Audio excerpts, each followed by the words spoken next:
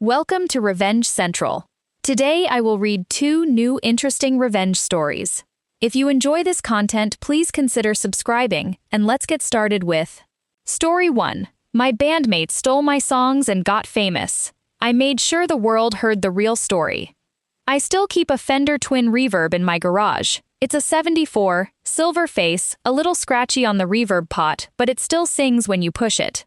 I don't play it much anymore. Sometimes on Sunday mornings, when the light comes through the dusty window just right, I'll plug in my old Telecaster and let a few notes ring out. The harmonics hang in the air like smoke from a cigarette nobody's smoking anymore. My wife thinks it's sad. She's probably right. But she doesn't understand that those notes aren't sad to me. They're the only honest thing I have left. This is a story about songs, about the ones I wrote, the ones someone else took, and the ones that ultimately brought everything crashing down like a poorly tuned piano falling down a freight elevator shaft. It's also a story about the only revenge I ever wanted, which wasn't really revenge at all. It was just the truth, played loud enough that nobody could pretend they couldn't hear it. I need to go back to the beginning. That's what all the broken musicians say, right? Back to the beginning, where the strings were still fresh and the frets still had their chrome. Back to before everything got warped and twisted like a neck left in a hot car. I was 23 when I met Danny Calloway. 23 and working at a recording studio in Asheville, North Carolina, called Echo Basin. It was a small place, maybe 1,000 square feet, wedged between a laundromat and a Vietnamese sandwich shop on Haywood Street. But it had good bones. The live room had a 15-foot ceiling with these old wooden beams that gave the drums this natural reverb you just can't fake with plugins. I'd moved to Asheville after dropping out of the music program at UNC Greensboro. Not because I couldn't hack it. I was actually doing fine academically. But the program was all jazz theory and classical composition, and what I wanted to do was write songs that made people feel less alone in the dark. The professors didn't have much patience for that. So I got a job at Echo Basin as a studio assistant. Mostly, I made coffee, wrapped cables, and swept up cigarette butts from the parking lot. But I was there.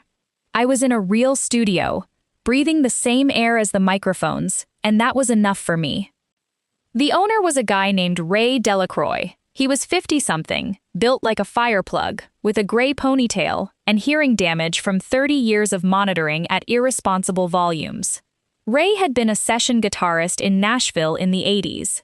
Played on some records you've probably heard on classic country radio if you're into that sort of thing. He had stories. God, he had stories. But more importantly, Ray had a philosophy about recording that I absorbed like a sponge. He used to say, "The tape doesn't lie, but the person standing in front of the microphone does. Your job is to capture the lie falling apart. That's where the magic lives." I didn't fully understand what he meant then. I do now. Danny walked into Echo Basin on a Tuesday afternoon in October. I remember the date because it was the day after my birthday, and I was still feeling the residual warmth of turning 23, which at the time felt like standing on the edge of something enormous. He came in with a guitar case that had more stickers on it than guitar, band stickers, mostly. Ones I recognized, ones I didn't. He had this energy about him that I want to be fair about, because I'm going to spend the rest of this story explaining how he destroyed me, and I don't want to pretend I didn't see why people were drawn to him. Danny Calloway was magnetic, not in a calculated way, at least not back then. He was tall, lean, with this mess of dark curly hair that fell over his forehead in a way that made him look perpetually like he'd just woken up from a really good dream. He had a gap between his front teeth that he was self-conscious about, so he smiled with his mouth closed most of the time, which only made the smile more intriguing. He was there to book some studio time. He said he had a few songs he wanted to demo. I asked him what kind of music he played, and he said, "I don't know. Folk stuff, I guess. Like if Nick Drake had a baby with Bruce Springsteen and they raised it in a trailer park." I laughed. It was a good line. Danny had a lot of good lines. That was part of his gift and part of his problem. He could talk his way into or out of anything. Words came easy to him. It was the music that came hard. He'd booked 2 hours of studio time. Back then, Echo Basin charged $40 an hour for the room plus an engineer. Danny paid cash, which was already impressive, because most of the musicians who came through our doors were haggling for discounts before they'd even set down their cases. Ray was engineering that session, and I was supposed to be just assisting, making sure the levels were right, swapping out cables, fetching whatever was needed. But about 15 minutes into Danny's first song, I found myself standing in the control room doorway, just listening. Danny's voice was something, I'll give him that. It was a tenor with this grainy texture, like velvet, that had been left out in the rain. He could hold a note and make it ache. He could whisper and make you lean in. He could belt and make the windows rattle. But the song itself was a mess. The chords were basic. The structure was formulaic. The lyrics had these moments of genuine beauty, buried under clunky phrasing and forced rhymes. It was like finding a diamond in a bowl of oatmeal. You could see the potential, but you had to really want to find it. After the session, Danny came out of the live room looking deflated. Ray gave him the polite feedback that engineers give. "Sounds good, man. Got a nice vibe." And Danny nodded, but you could tell he wasn't buying it. I was wrapping up a XLR cable when he stopped by the door. "Hey," he said. "You were standing back there for a while. What did you actually think?" I looked at him. I'm not someone who gives unvarnished criticism to strangers. It's a character flaw that has served me well in life but poorly in art. But something about the way he asked made me think he actually wanted to know. "The voice is incredible," I said. "Honest. But the songs need work. The second verse of that first one, the one about the river, you've got this line about silver threads of water pulling me under. That's beautiful, but then the next line is, I'm going down, down, down, and it just collapses." He stared at me for a second, then he laughed. Not a dismissive laugh, a surprised one. Like I'd just told him his fly was down and he was grateful I noticed before he walked out into the street. "Nobody's ever said that to me before," he said. "Usually people just say I sound like James Taylor." "You don't sound like James Taylor," I said. "You sound like Danny Calloway. You just need songs that are as good as your voice." I didn't know it then, but that sentence was the first note of a symphony that would take 8 years to play out, and every movement would break my heart a little more than the last. Danny came back the next week, and the week after that. Not to record, he couldn't afford it, but to hang out. He'd bring his guitar and sit in the lobby of Echo Basin, and we'd talk about music. I'd play him things I was working on. He'd sing over chord progressions I'd show him. I'd been writing songs since I was 15. My mother had given me a Yamaha classical guitar for my birthday, the kind with the nylon strings that are impossibly hard to press down when you have soft, uncalloused fingertips. I bled on those strings for the first month. Literally, little red crescents on the frets. But I kept playing, because the moment I figured out my first chord, G major, the easiest chord there is, 3 fingers in a triangle, I felt something unlock in my chest. A door I didn't know was closed. And behind it was this vast, echoing cathedral of sound, and I knew in the way that you know things when you're 15 and the world is still mostly mystery, that this was what I was supposed to do. By the time I met Danny, I had notebooks full of songs. Literally dozens of composition notebooks, the black and white marbled kind, filled with lyrics and chord charts and little diagrams of song structures. I had a hard drive full of demos I'd recorded in my apartment on a Focusrite Scarlett interface that cost me $200 at Guitar Center. I wasn't precious about the songs. I'd play them for anyone who'd listen, and Danny listened. The first time I played him Trestle Bridge, he stopped me halfway through the second chorus and said, "Where has that song been my whole life?" "It's been in a notebook in my closet," I said. "Why aren't you the one singing it?" I shrugged. "I'm not a singer, I'm a writer. There's a difference." Danny shook his head. "Man, that song needs to be heard. Can I try singing it?" This is the part where people who know how this story ends will say I should have said no. But I need you to understand what it felt like in that moment.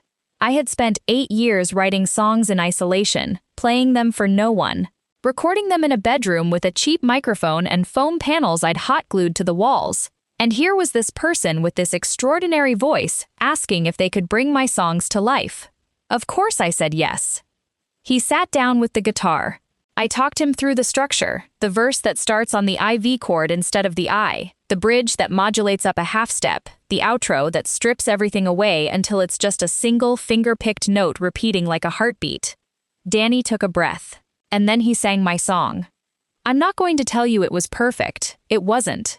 He missed a few of the phrasing choices I'd intended, and his voice did this thing on the high notes where it cracked just slightly, which actually made it better, but wasn't what I'd imagined. But the song worked. It worked in a way that made the hair on my arms stand up. It worked in the way that Ray Delacroix always talked about, the lie falling apart, the magic living in the cracks. That, I said, when he finished, is why I write songs. Danny looked at me with this expression I'll never forget. It was wonder. Pure, uncomplicated wonder. Like a kid seeing snow for the first time. We need to start a band, he said. I should have said no. I know that now. But you have to understand what my life was like at 23. I was working a job that paid $11 an hour. I was living in a one-bedroom apartment above a Thai restaurant that smelled like pad Thai at all hours. I had student loans I couldn't pay, and a mother who kept asking when I was going to go to law school. And someone with a beautiful voice had just told me my songs were worth something. Yeah, I said. Okay, let's start a band. We called ourselves the Morning Glories. Danny came up with the name. He said it was a play on morning glories, the flower, but with morning instead of morning. A flower that blooms in grief. I thought it was a little on the nose, but I liked the way it sounded when you said it out loud. It had music in the syllables. We needed more members. Danny knew a bassist named Marcus Webb from a previous band. Marcus was quiet, methodical, the kind of player who listened more than he spoke. He had a Fender Precision bass that he'd had since high school, and he played with his fingers instead of a pick, which gave everything this warm, thumpy low end that felt like a pulse. I found our drummer through a flyer at the studio. Her name was Zoe Chen. She was 20, studying percussion at the conservatory, and she played with a precision and power that was genuinely startling. She could do things with a hi-hat that I didn't know were possible. She could make a snare drum sound like a thunderclap or a whisper, depending on what the song needed. Our first rehearsal was in the basement of a bar called the Orange Peel, which let local bands use their space for free on Sunday afternoons when they were closed. I brought 4 songs. Danny already knew Trestle Bridge. The other 3 were Cardinal Weather, Salt and Stone, and a song I'd written the previous winter called Hollow Body, named after the type of guitar, but also about feeling like a shell of a person, which is a theme I seem to keep returning to, whether I intended to or not. I handed out lyric sheets and chord charts. I walked the band through each song, explaining the arrangements, the dynamics, where I heard the build and the release. Danny listened intently, asking questions about phrasing and emotional intent. Marcus just nodded and figured out his bass lines. Zoe tapped her sticks on her knees and counted out rhythms. And then we played. I need to describe what it felt like, because this is the part of the story that matters most. Not the betrayal, not the lawsuit, not the revenge. This. The moment when 4 people in a dingy bar basement make a sound together that is greater than the sum of its parts. Trestle Bridge came first. I played rhythm guitar on my telly, Danny sang and played acoustic. Marcus laid down this simple, descending bass line that anchored everything. And Zoe played with brushes on the snare, this soft, swishing pattern that sounded like rain on a tin roof. When Danny hit the chorus, I crossed the Trestle Bridge at midnight / with your name still caught inside my throat. The sound filled that basement like water rushing into a dry riverbed. It was enormous and intimate at the same time. The harmonics from the amps bounced off the concrete walls and mingled in the air. I looked over at Marcus. He had his eyes closed, swaying slightly. Zoe was smiling. Just barely. The corners of her mouth turned up. And Danny had his eyes closed too, singing with his whole body, one hand on the neck of his guitar and the other reaching out into the empty space in front of him, like he was trying to grab the sound and hold it. It was perfect. Not technically perfect. We messed up the transition to the bridge, and Marcus came in a beat early on the last chorus. But perfect in the way that music can be perfect when it's honest and true and everyone in the room is listening to each other. After we finished, nobody said anything for a long time. Then Zoe said, we should play a show. And just like that, we were a band. The first year of the Morning Glories was the best year of my life. I need to be honest about that, even though it makes what came later so much harder to write about, because if those shows and those rehearsals and those late nights writing in my apartment hadn't been so genuinely magical, the betrayal wouldn't have hurt so much. You can only be destroyed by something you loved. We played our first show at a place called the Rocket Club on Cox Avenue. It was a Tuesday night, which is the deadest night of the week for live music. The cover charge was $5. There were maybe 35 people there, and at least 10 of them were friends and family.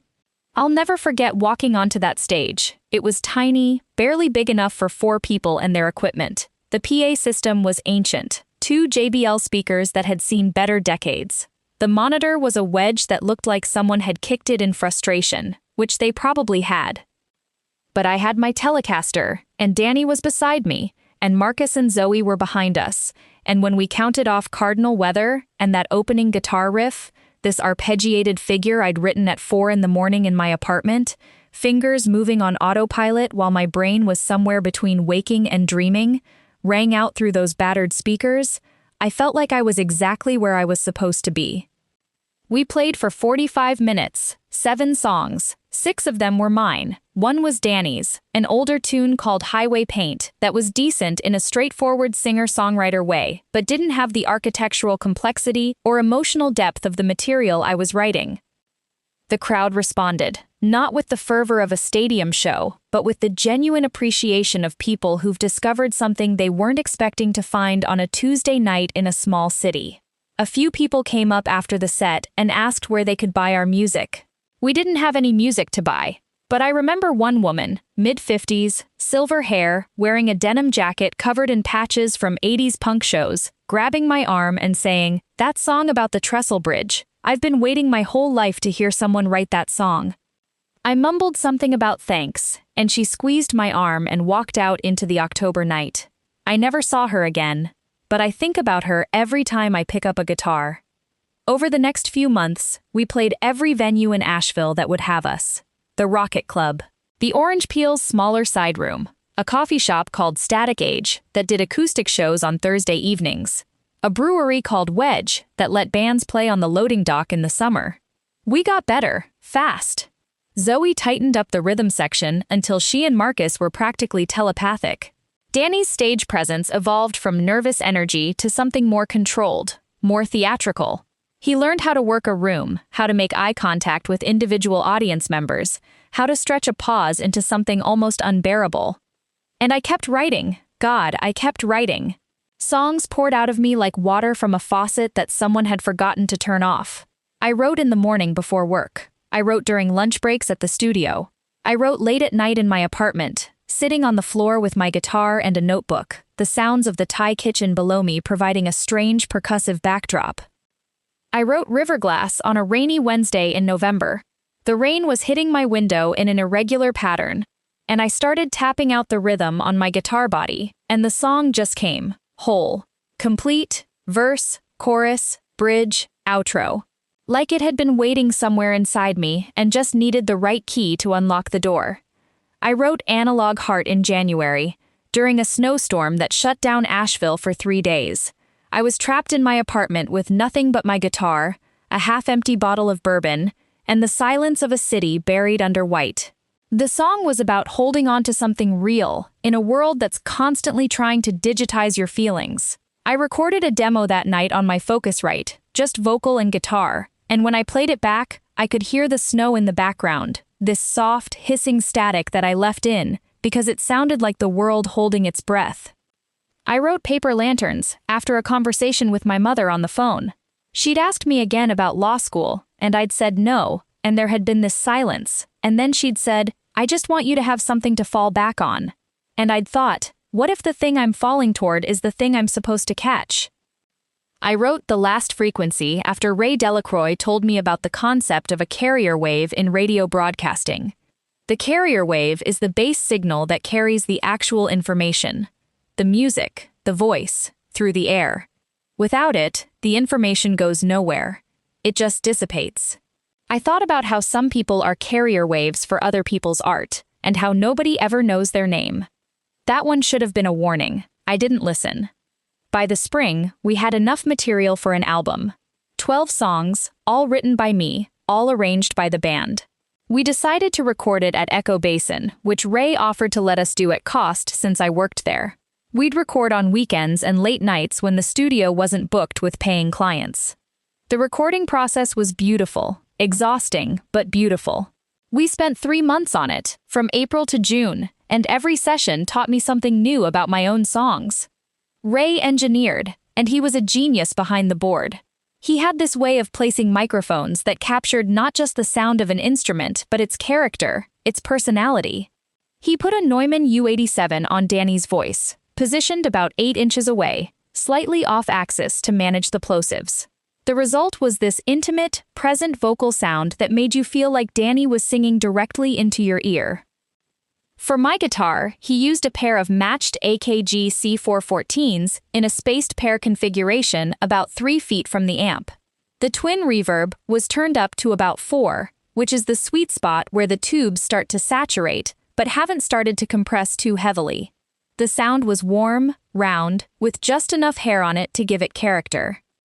Marcus's bass went direct through a vintage API preamp that gave it this thick, muscular low end. Zoe's drums were recorded with a minimalist setup, a single overhead, a kick mic, and a snare mic, which Ray insisted on because he said it forced the drums to sound like drums instead of a drum machine. We tracked the basic instruments live, all 4 of us in the live room together, playing the songs from start to finish. No click track, no overdubs, just 4 musicians in a room, making music together, with Ray rolling tape on a Tascam 38 reel-to-reel machine that was older than all of us combined. Then we'd go back and overdub additional guitar parts, vocal harmonies, percussion elements. I'd sit in the control room with Ray, listening to playback, making notes about what the songs needed. A tambourine here, a harmony vocal there, a second guitar doubling the riff in the chorus to give it more weight. Danny would come in for vocal takes, and I'd sit in the control room and coach him through the phrasing. Not because he needed much coaching, his instincts were good, but because these were my songs, and I knew exactly how I wanted them to breathe, where I wanted him to pull back, where I wanted him to push, where the vibrato should come in, and where the note should be held pure and clean. Here, I said, during the vocal session for Riverglass. On the line I washed your name from every window, I want you to sing every like it's the last word you'll ever say. Like you're squeezing all the meaning out of it. Danny nodded, put on the headphones, and did it on the first take. That was the take we used. That was the take that would later appear on the album, credited to someone else. But I'm getting ahead of myself. The album, which we called Frequency, was finished in late June. We mixed it over 2 weeks in July, Ray and I sitting in the control room until 2 or 3 in the morning, adjusting EQ curves and compression settings, fighting over reverb tails. Ray wanted more room sound. I wanted it drier. We compromised, and the result was something we were all proud of. We pressed 500 copies on vinyl through a plant in Kentucky. Black wax, no frills, with a cover photo that Marcus had taken. A long exposure shot of the trestle bridge outside of town at night. The steel girders blurred into ghostly streaks by the camera's slow shutter. It looked like a skeleton reaching across the sky. It was beautiful. We released Frequency in August, at a show at the Orange Peel. Sold out, 400 people, which was a big deal for a local indie band that nobody outside of Asheville had ever heard of. We sold out of vinyl that night. Had to reorder. The response was immediate and overwhelming. The local paper, the Asheville Citizen-Times, gave us a glowing review. The reviewer, a woman named Patricia Hodges who covered the local music scene, wrote, "The Morning Glories have crafted an album of startling emotional depth. Riverglass and Trestle Bridge are among the finest songs to emerge from the Asheville music scene in a decade. Danny Calloway's voice is a revelation, but the true star here is the songwriting. Intricate, poetic, and devastatingly honest." She didn't mention my name, not once. She credited the band as a whole, which is standard for album reviews, but the songs, the actual compositions, she treated as if they'd materialized out of thin air. As if songs just happen. As if someone doesn't sit alone in a room at 4 in the morning, wrestling with words and melodies, trying to find the exact right note to break your heart. I didn't think much of it at the time. I was too happy. We were too happy. The band was playing shows every weekend, sometimes 2 or 3 a week. We were getting attention from regional music blogs. A few small labels had reached out expressing interest. And Danny was becoming something. Not just a singer, a presence. People came to our shows to watch him. They responded to his voice, his looks, his between-song banter, the way he could tell a 2-minute story about a trip to the grocery store and make it feel like a monologue from a Tennessee Williams play. I was happy for him. Genuinely, because even though I was the songwriter, I understood that the songs needed a vessel. They needed someone to pour them into, and Danny was the most beautiful vessel I'd ever seen. What I didn't understand was that vessels can break, and when they do, they take everything inside them with them. Over the next 2 years, the Morning Glories became one of the most talked about indie bands in the Southeast. We played festivals, we got written up in Paste magazine and No Depression. We had a song featured on a television show, a small cable drama that nobody watched, but still, it was something. I kept writing. That was my role. I was the songwriter. Danny was the voice. Marcus was the heartbeat. Zoe was the pulse. We each had our part, and the parts fit together like the movements of a symphony. Except symphonies have conductors, and we didn't. And without a conductor, the loudest instrument eventually drowns out the rest. Danny started missing rehearsals in the fall of our 3rd year. At first, it was occasional, a cold, a family thing, a scheduling conflict. Then it became frequent. Then it became normal. He'd show up for shows but skip the rehearsals where we worked out the new material. I was writing new songs constantly. The second album was taking shape in my head, and I needed the band to help me bring it to life. But Danny wasn't there to learn the vocal parts. So I'd record demos at home, more detailed than ever, with full arrangements mapped out, and email them to him. "Do you need me to come in and walk you through this one?" I'd ask. "No, man, I got it," he'd say. "Just send the demo." So I sent the demos. Full multi-track recordings, done on my home setup, with me playing all the instruments and singing guide vocals that were frankly terrible because I'm not a singer, but the songs were there, complete, with date stamps and file metadata and session logs that would later become the most important documents I'd ever possess. The second album, which I'd titled Hollow Body, was even better than the first. I knew it. Ray knew it. Marcus and Zoe knew it. The songs were more ambitious, more emotionally complex, more musically sophisticated. Hollow Body, the title track, was a 7-minute epic about emptiness and longing that built from a single finger-picked guitar note to a wall of sound featuring 3 overdubbed guitar parts, a string arrangement I'd written, and Danny's voice at its most raw and exposed. Neon Rosary was a groove-based song with this infectious bass line that Marcus came up with, and this chorus that I'd labored over for 3 weeks before finding the right melody.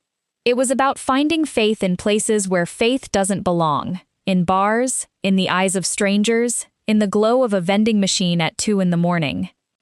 Undertow was the saddest song I'd ever written, a quiet acoustic ballad about watching someone you love drift away and being unable to do anything about it. The metaphor was the ocean. You can see them going. You can call out, but the waves keep pulling them further and further from shore. I wrote it in one sitting, start to finish, at my kitchen table on a Sunday afternoon. I cried while I was writing it. Not dramatic, movie scene crying, just a steady, quiet leak from my eyes, like a faucet that hadn't been turned off all the way. I didn't know why I was crying when I wrote it. I thought it was just the song being sad. Looking back, I think some part of me already knew. Some part of me had already heard the frequency shifting, the carrier wave losing its signal. Danny heard the demos for Hollow Body in January of our 4th year. We were at his apartment, which was considerably nicer than mine. He'd just moved into a place in the Montford neighborhood, with hardwood floors and a fireplace and a porch that looked out over the trees. I didn't think about how he afforded it. I should have. He listened to each song with his headphones on, sitting cross-legged on his couch. After the last one, Undertow, he took off the headphones and sat there for a long time. "These are the best songs you've ever written," he said. "Thank you," I said. "No, I mean it. These are incredible. Hollow Body is a masterpiece. Undertow made me. He stopped, pressed his fingers to his eyes. These are the kind of songs that change people's lives. I waited, because Danny, for all his charisma, was not someone who ran out of words easily. If he was pausing, it was because he was choosing his next words carefully. I've been talking to some people, he said. What kind of people? Industry people. A manager in Nashville, an A&R guy at Atlantic. They came to our show in Knoxville last month, and they want to talk. That's great, I said, and I meant it. I was 26 years old, working at a recording studio for $11 an hour, and someone from Atlantic Records wanted to talk about my band. They want to talk about me, Danny said. Not the band. Me, solo. The silence that followed was the loudest silence I've ever heard. Louder than any amp cranked to 10. Louder than any drum fill. It filled Danny's apartment like a physical presence, pressing against the walls and the windows and the furniture. What do you mean, solo? I asked. Danny looked at me, and for the first time since I'd known him, I couldn't read his expression. It was like looking at a sheet music that had been photocopied too many times, all the notes blurred into gray smudges. They think I have real star potential, he said. The voice, the look, the stage presence. They think, and I'm just telling you what they said, they think the band is holding me back. Holding you back, I repeated. The words tasted like pennies. They said the songs are great, but the band arrangement isn't marketable. They want to re-record everything with session musicians, producers, a real studio in LA or Nashville. They want to make a record that sounds like, who wrote the songs, Danny? He blinked. What? The songs. Who wrote them? You did, obviously. I would never. Then how can they want to make a solo record without the band if the band wrote the music? Danny ran his hand through his hair. That gesture I'd seen 1,000 times. But it looked different now. Calculated, practiced. They want to sign me as an artist, he said carefully. The songs would still be yours. We'd work out a publishing deal. You'd get your writer's share. But the recordings, the performances, the album, that would be me, under my name. I sat there and I thought about it. I'm not going to pretend I didn't. Because I was 26 and broke and tired of working at a studio for barely more than minimum wage, and someone from Atlantic Records was offering a path forward, not for the band, for Danny. But I wrote the songs. If Danny got signed and recorded my songs, I'd get publishing royalties. I'd get credited as a writer. It wasn't ideal, but it wasn't nothing. What about Marcus and Zoe? I asked. Danny looked away. They'd understand. Would they? Look, he said, and his voice had shifted. It had that tone, the one he used when he was about to say something he knew you wouldn't like, but had already decided to say anyway. I love this band. I love you guys. But this is an opportunity that might not come again. I have to at least explore it. I wanted to argue. I wanted to tell him that the band was the opportunity, that the songs were the opportunity, that without Marcus's bass lines and Zoe's drums and my guitar parts, the songs wouldn't be what they were. But Danny had that look in his eyes, the one that had made me say yes to starting a band in the first place. That magnetic, forward-leaning energy that made you feel like anything was possible if you just believed hard enough. Okay, I said, explore it. But keep us in the loop. Whatever happens, we figure it out together. That's how bands work. Danny smiled, that closed-mouth smile. Of course, man, always. He was lying. I know that now. I think some part of me knew it then. Over the next 3 months, Danny became increasingly distant. He missed more rehearsals. He stopped responding to group texts. He was always in meetings or on calls. When we did play shows, he was distracted, going through the motions, his mind clearly somewhere else. I kept writing. I couldn't stop. The songs came regardless of whether anyone was going to hear them. I wrote Wavelength about the way communication breaks down between people, how you can be standing right next to someone and still feel like they're on the other side of a vast, static-filled distance. I wrote Cathedral of Static about the noise inside my own head, the constant low-frequency hum of anxiety and doubt that I'd been carrying around since I was a teenager. I wrote Tuning Fork about trying to find the right pitch in a world that's constantly going out of tune. I recorded demos of all of them. At home, on my Focusrite, with timestamps and session logs. I sent them to Danny. He listened. He told me they were great. And then he did something that I didn't notice at the time, but that would later become the central fact of my life. He stopped saying we and started saying I. When we discussed the songs, it was no longer when we record this, or how are we going to arrange this? It was when I record this and my album. Slowly, incrementally, like a tide coming in, Danny was rewriting the narrative, turning a collaboration into a solo project, turning our songs into his songs. In April, Danny called a band meeting at a bar downtown. Marcus, Zoe, and I sat on one side of a booth. Danny sat on the other. He ordered a whiskey, I ordered a beer. Marcus and Zoe shared nachos. It felt like a wake for someone who was still alive. I got an offer, Danny said. From Atlantic, well, from a subsidiary. But it's a real deal. They want to sign me to a 3-album contract. He slid a piece of paper across the table. I looked at it.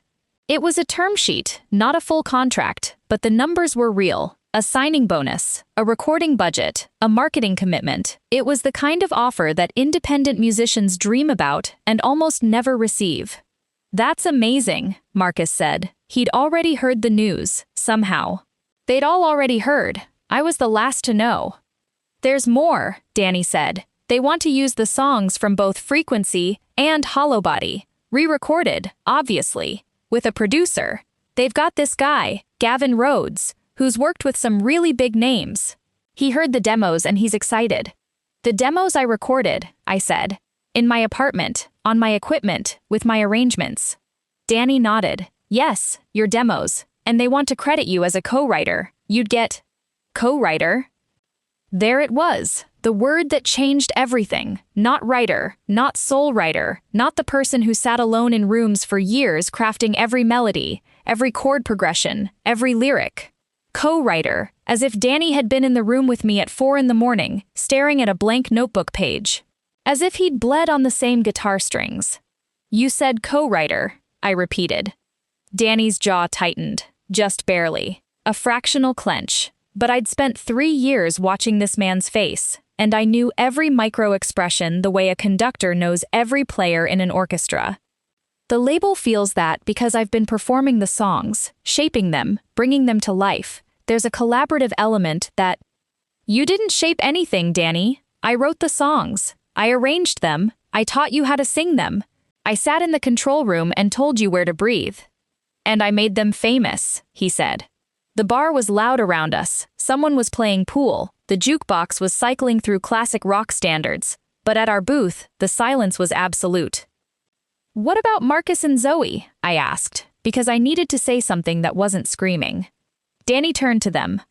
I'm sorry, guys. I really am. The label wants a solo artist, but I'll remember you when you're what? Zoe said. Her voice was flat, emotionless, the way it got when she was most angry. She had this ability to sound like a drum machine when she was furious. Precise, metronomic, no variation in tone. I'll make it up to you, Danny said. I swear. Marcus said nothing. He just looked at Danny with those steady, methodical eyes, and then he picked up a nacho and ate it slowly, deliberately, like he was making a point about dignity. I walked out of the bar without saying another word. Danny called after me. I didn't stop. I walked the 11 blocks home in the cold April rain, and when I got to my apartment, I sat on the floor with my guitar, and I didn't play. I just held it. Held it like you'd hold a person who's dying. Like if you held on tight enough, you could keep them here. The next morning, I called Ray Delacroix and told him everything. Ray listened in that way he had, patient, non-judgmental, like a mixing board that takes in every signal without distorting it. Did you register the copyrights? He asked. What? The songs. Did you register them with the Copyright Office?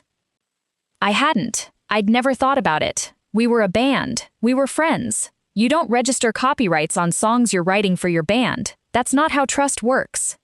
You need to do that, Ray said. Today. Like, right now. Why? Because if Danny registers them first, and I guarantee you his label's lawyers are already telling him to do exactly that, then the presumption of ownership shifts. The person who holds the copyright registration is presumed to be the owner unless you can prove otherwise. And proving otherwise is expensive and time-consuming and not guaranteed. I went to the U.S. Copyright Office website that morning and started the registration process. I had notebooks full of songs with dates. I had digital recordings with timestamps. I had studio session logs from Echo Basin showing when each song was recorded, who played on it, who engineered it. I had enough evidence to establish that I was the sole author of every song the Morning Glories had ever performed. But the Copyright Office doesn't work fast. The registration process takes months. And Danny, with the resources of a major label behind him, could move much faster than I could. I was too late. Danny Calloway registered copyrights for all 24 songs, the 12 from Frequency and the 12 from Hollow Body, in his own name on May 15th. He listed himself as the sole author and composer. He did not mention my name. He did not mention the band. He did not mention the notebooks, the demos, the session logs, or the countless hours I'd spent writing and arranging every note. I found out on June 2nd, when Danny's lawyer sent me a letter. It was 4 pages long and written in the kind of language that lawyers use when they're trying to sound reasonable while telling you that they're about to destroy you. The letter said that Danny was the sole copyright holder of all songs associated with the Morning Glories.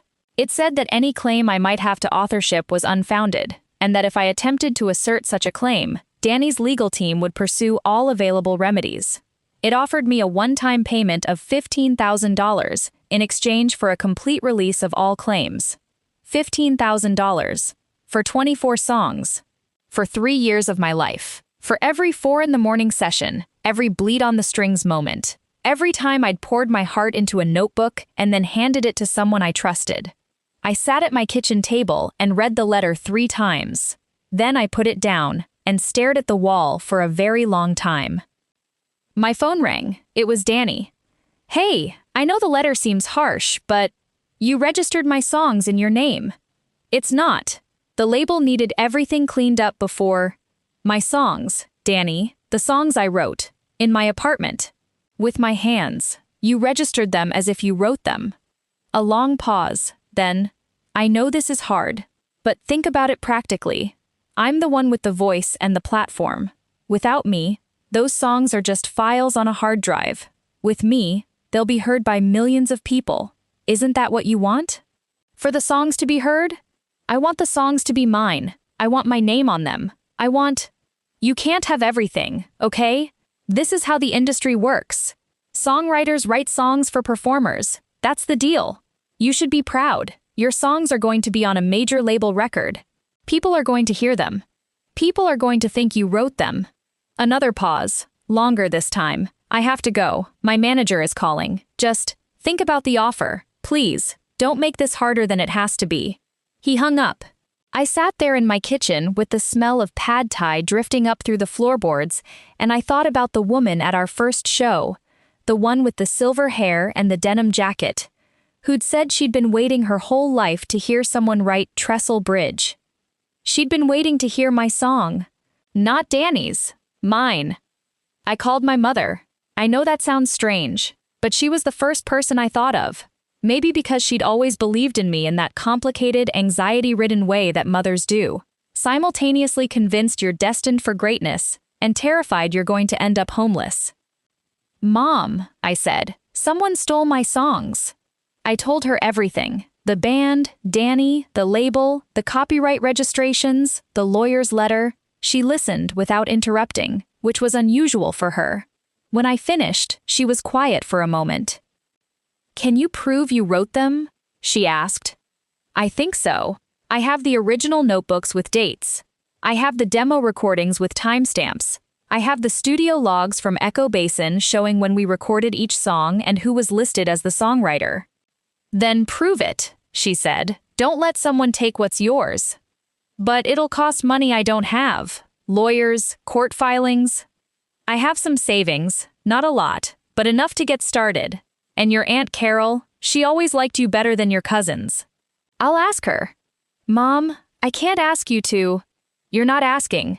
I'm offering, because I didn't raise a quitter, and I didn't raise someone who lets people walk all over them. Now, what do you need? I needed a lawyer, a good one. An entertainment attorney who understood copyright law and wasn't intimidated by major label legal teams. My mother, being my mother, spent the next 3 days calling every lawyer in the Western North Carolina phone book, and some in Nashville and Atlanta, until she found someone willing to take my case. His name was Theodore Banks, Ted. He was 62, semi-retired, and had spent 30 years in entertainment law in Nashville before moving to a small practice in Hendersonville. He agreed to meet me for free. I drove out to his office, which was in a converted house on a quiet street, and I brought everything. 3 composition notebooks, a hard drive with 47 demo recordings, studio session logs from Echo Basin, printed out and organized chronologically, emails between me and Danny discussing the songs, text messages, set lists from shows, anything and everything that could establish a timeline of authorship. Ted looked through it all for an hour while I sat in a leather chair across from his desk and tried not to vibrate out of my skin. "You've got a case," he said finally. "Really?" "Really. The body of evidence is strong. The key elements are the demo recordings with their digital timestamps, the studio session logs from a third-party studio, and the original handwritten notebooks. Together, they create a clear chain of authorship that predates Danny's copyright registrations by years." "But he registered the copyrights first. Doesn't that matter?" "It matters, but it's not dispositive. Under the Copyright Act, the person who registers first gets a presumption of ownership, but that presumption can be rebutted by evidence of actual authorship. And your evidence is substantial." Ted took the case on contingency, which meant he'd get paid a percentage of any settlement or judgment. He also asked my mother for a retainer to cover filing costs and expenses. She wrote him a check that afternoon. We filed the lawsuit in federal court in July. The complaint was 17 pages long and detailed every instance of authorship, every piece of evidence, every act of misappropriation. We named Danny Calloway as the defendant.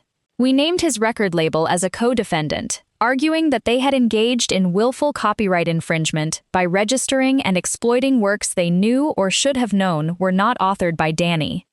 The label's lawyers responded within 2 weeks. Their response was aggressive, dismissive, and 7 pages longer than our complaint.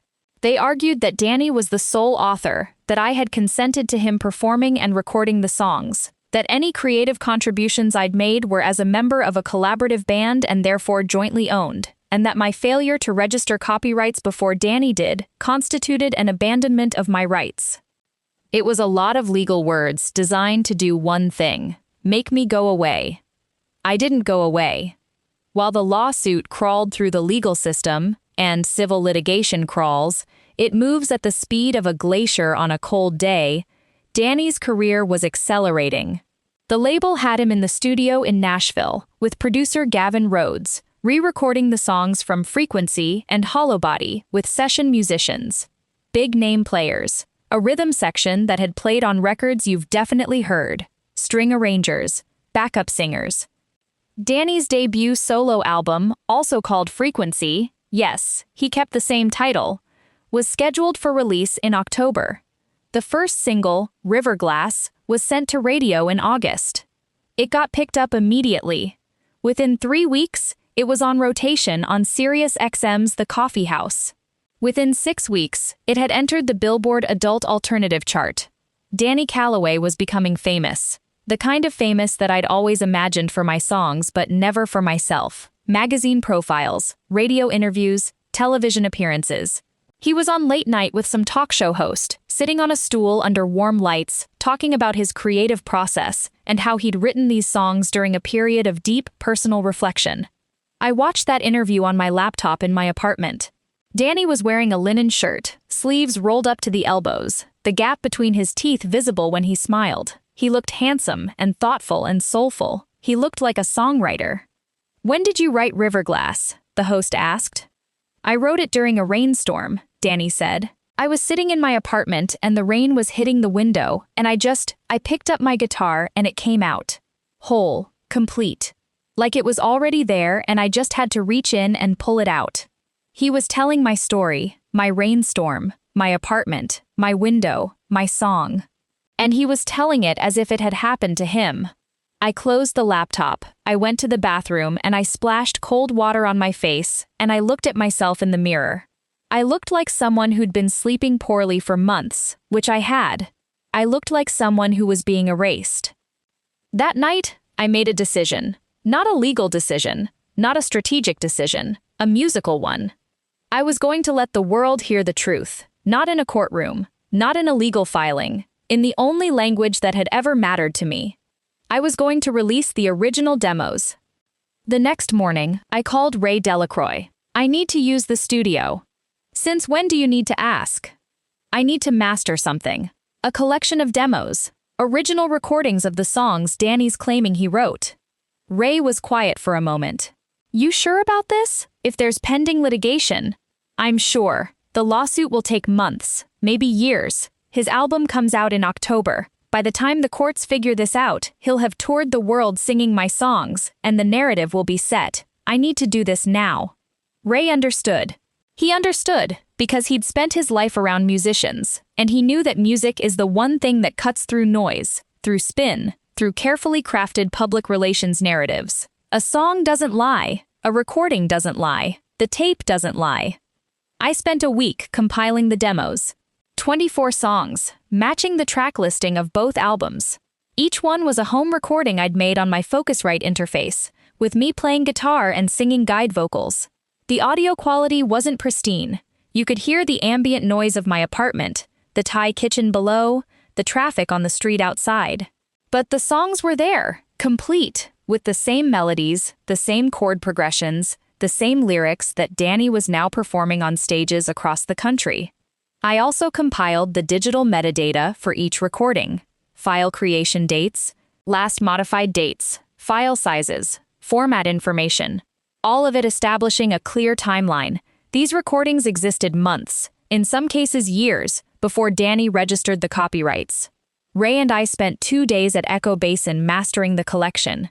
Not remastering, not re-recording, just cleaning up the audio slightly, adjusting levels, making sure everything was listenable. We wanted the raw, intimate quality of the home recordings to come through. We wanted people to hear the songwriting stripped bare, without the gloss of a major label production. It's like comparing a handwritten letter to a mass-printed postcard, Ray said, listening to the playback. The postcard might look prettier, but the letter has the soul. We called the collection The Original Frequency, Demos 2014 to 2018. I designed a simple cover in Photoshop, a photo of one of my composition notebooks, open to the page where I'd first written Riverglass, with my handwriting visible. I released it on Bandcamp on September 15th, 3 weeks before Danny's album launch, free to stream, with an option to pay what you want. I wrote a description that was 2 paragraphs long and contained no accusations, no anger, no dramatic language. It simply said, "These are the original home recordings of the songs that appear on the Morning Glories albums, Frequency, 2016, and Hollow Body, 2018, unreleased." I wrote and recorded these demos between 2014 and 2018. They are presented here in their original, unedited form, with all their imperfections and ambient noise intact. Songwriting is a solitary act. These recordings are the proof of that solitude. I posted a link to the Bandcamp page on my personal social media accounts, which had maybe 300 followers combined. I sent the link to Patricia Hodges, the music reviewer at the Citizen Times. I sent it to a few music blogs I'd had contact with over the years. And then I waited. Nothing happened for 4 days. 4 of the longest days of my life. I checked the Bandcamp stats obsessively. 12 plays, 18 plays, 23 plays, a handful of downloads. It felt like shouting into the void. On the 5th day, Patricia Hodges published an article. It was titled, "The Songs Behind the Songs." A local songwriter claims authorship of Danny Calloway's debut album. The article was measured, thorough, and devastating. Patricia had done her homework. She'd listened to my demos. She'd compared them to Danny's released single. She'd examined the timestamps, the studio logs from Echo Basin that I'd provided, and the copyright registration records, which were public. She'd also reached out to Danny's label for comment. Their response was a terse statement. Danny Calloway is the sole author and copyright holder of all songs on his forthcoming album. Any claims to the contrary are without merit and will be addressed through appropriate legal channels. Patricia's article was shared 4,000 times in the first hour. By the end of the day, it had been picked up by Pitchfork, Stereogum, and Rolling Stone. By the end of the week, it was a national story. The narrative was irresistible. A small-town songwriter, working at a recording studio for $11 an hour, writes beautiful songs. His bandmate, a charismatic singer, steals them and gets signed to a major label. The songwriter has proof, timestamps, notebooks, studio logs, and releases the original recordings to set the record straight. It was David and Goliath. It was the little guy against the machine. It was everything the internet loves. And at the center of it was the music itself. Because when people listened to my demos and then listened to Danny's recordings, the truth was self-evident. The songs were identical. Same melodies, same chords, same lyrics, same structures, same everything. The only difference was the voice singing them and the production surrounding them. The court of public opinion moved much faster than the court of law. Within a week, the hashtag the real frequency was trending on Twitter. Music journalists were publishing side-by-side comparisons of my demos and Danny's album tracks. Podcasts were dedicating episodes to the story. Someone made a YouTube video breaking down the evidence that got 2 million views in 3 days. Danny's label tried to control the damage. They issued a statement reiterating Danny's claim of authorship. They threatened legal action against me for unauthorized distribution of copyrighted material, a particularly ironic charge, given that I was the actual author. Danny's publicist arranged an interview with a sympathetic journalist at Billboard, in which Danny told his version of the story. "I was part of a collaborative band," Danny said in the interview. "We wrote songs together. It was a group process. I'm not trying to take credit for anyone else's work. But when the label wanted to sign me as a solo artist, the legal structure had to change. These things are complicated. I wish the best, and I hope we can resolve this amicably." He didn't use my name. That omission was deliberate and calculated. By refusing to name me, he was minimizing my existence, turning me from a specific person with a specific grievance into an anonymous former bandmate with an unspecified complaint. But it didn't work, because by this point, the internet had already found me. A reporter from Rolling Stone contacted me through Facebook. A producer from NPR's All Things Considered reached out through Echo Basin.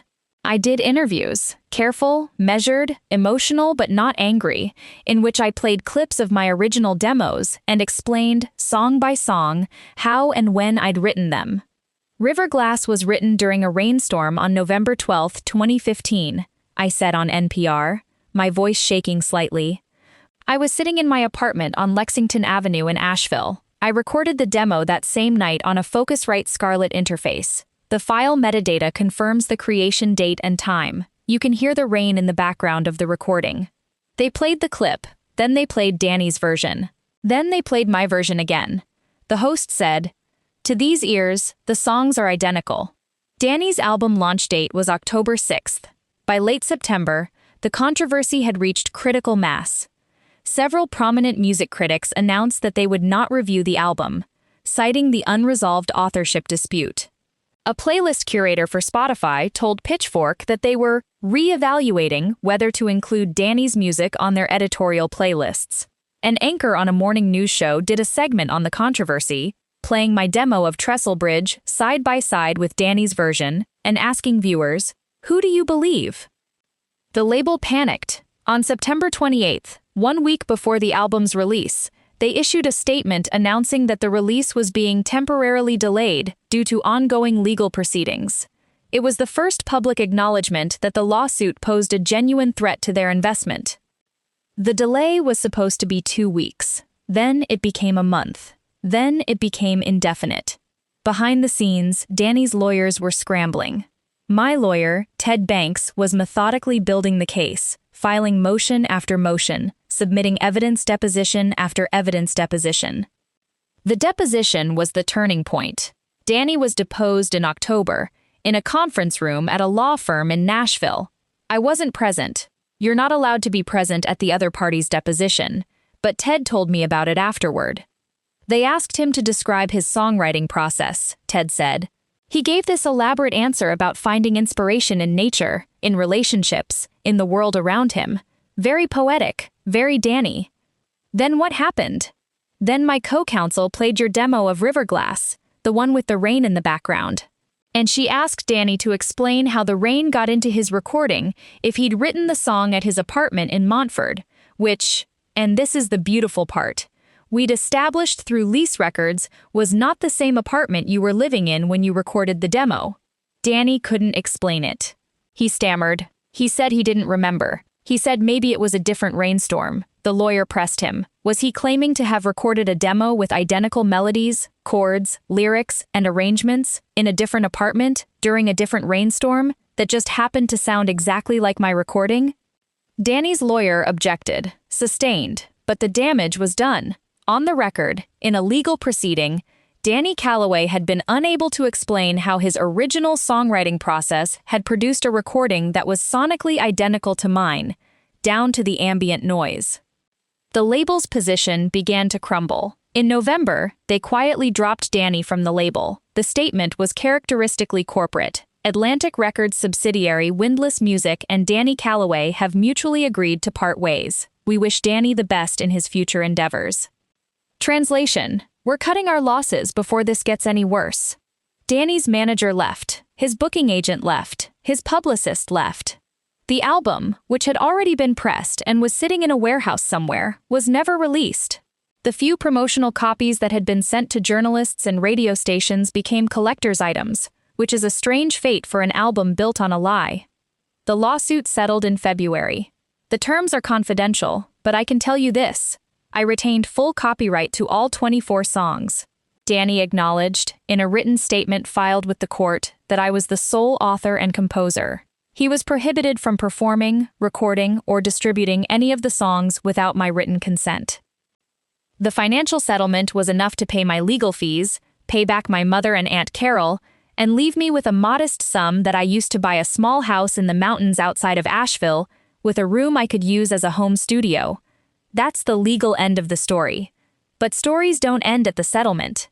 They end in the quiet aftermath, in the slow, unglamorous process of living with what happened. Marcus and Zoe reached out after the news broke. Marcus called me on a Sunday afternoon and we talked for 2 hours.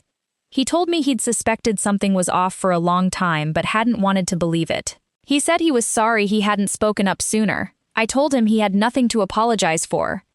Zoe sent me an email. It was 3 sentences long, which was very Zoe. I always knew those were your songs. I'm sorry I didn't say anything. Let me know if you ever want to play music again. I haven't responded yet, not because I don't want to, because I'm not ready. Because playing music with other people, for other people, is the thing that Danny broke, and I don't know yet if it can be fixed. Ray Delacroix sold Echo Basin the following year. He was 70 by then, and the hearing damage had gotten bad enough that he was having trouble mixing. He moved to Florida. I visit him once a year. We sit on his porch and drink beer and talk about microphones, and the old days in Nashville, and how the music business has always been a meat grinder that occasionally produces something beautiful. You did the right thing, Ray told me once, about the demos, about the lawsuit, about all of it. You let the music speak. That's all you can ever do. Danny Calloway released a self-produced EP in 2021. He'd written the songs himself, genuinely himself this time. I listened to it out of morbid curiosity, and I'll be honest, it wasn't good.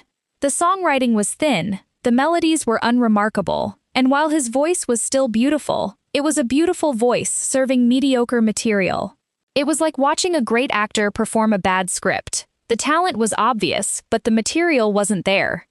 The EP got almost no attention, a few hundred streams on Spotify, a review on a minor blog that praised his voice but noted the songs felt undercooked.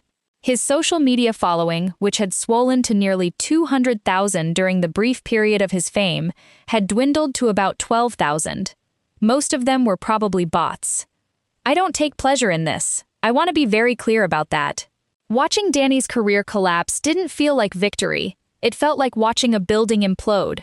There was a moment of awe at the scale of the destruction, and then there was just dust and silence and the realization that something that had once been beautiful was now just rubble. What I take pleasure in, if pleasure is even the right word, is the music, the songs, my songs. They exist now in the world, with my name on them, and nobody can take that away. The original Frequency demos have been streamed over 4 million times on Bandcamp. I get messages from people all over the world telling me that Trestle Bridge helped them through a breakup, or that Undertow made them feel less alone, or that Riverglass is the most beautiful song they've ever heard. A woman wrote to me from Portland, Oregon. She said she'd been going through chemotherapy and that she listened to my demos every morning before her treatments. She said the songs felt like someone understood what she was going through. She said, "Whoever you are, thank you for writing these. They saved me." I read that email in my kitchen, in the house I bought with the settlement money, on a quiet morning with coffee and the sound of birds outside my window, and I cried. Not the quiet, steady leak of writing, Undertow. Full, shuddering, chest-heaving sobs. Because someone had heard my songs, really heard them.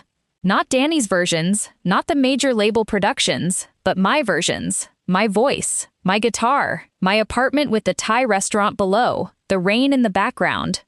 The songs had found their way to someone who needed them, and they'd done what songs are supposed to do. They'd made someone feel less alone. That's the revenge. That's the whole revenge. Not the lawsuit, not the settlement, not Danny's career collapsing. The revenge is that the songs survived. They survived being stolen, being rebranded, being dressed up in expensive production and marketed by a major label. They survived all of that and came out the other side still sounding like what they always were. One person, in a room, trying to turn the ache of being alive into something beautiful. I still keep the Fender Twin Reverb in my garage. And sometimes, on Sunday mornings, I plug in the Telecaster and I play. Not for anyone. Not for an audience or a label or a streaming platform. Just for the sound itself. Just for the way the notes hang in the air, clean and true, before they fade into silence. I'm writing new songs again, slowly, cautiously. Like someone who's been burned learning to trust fire again. The new songs are different from the old ones. They're quieter, more spare, less concerned with melody and structure, more interested in space and texture. They sound like someone who's been through something and come out the other side, not unscathed, but still standing, still making sound. I don't know if I'll ever release them. I don't know if I'll ever play in a band again. I don't know if I'll ever stand on a stage and watch someone else sing my words. That door is closed, maybe permanently, maybe that's okay. What I know is this. Every song has a frequency, a pitch that it resonates at, a vibration that is uniquely its own. You can dress it up, you can put another voice on it, you can bury it in production and market it and brand it and sell it. But the frequency doesn't change, the truth doesn't change. It just waits, humming beneath the surface, until someone tunes in and hears it. I tuned in, the world tuned in, and the song played on, long after the singer had lost his voice. If you're reading this and you're a songwriter sitting alone in a room with a guitar and a notebook, wondering if any of it matters, let me tell you, it matters. It matters more than anything. Your songs are yours.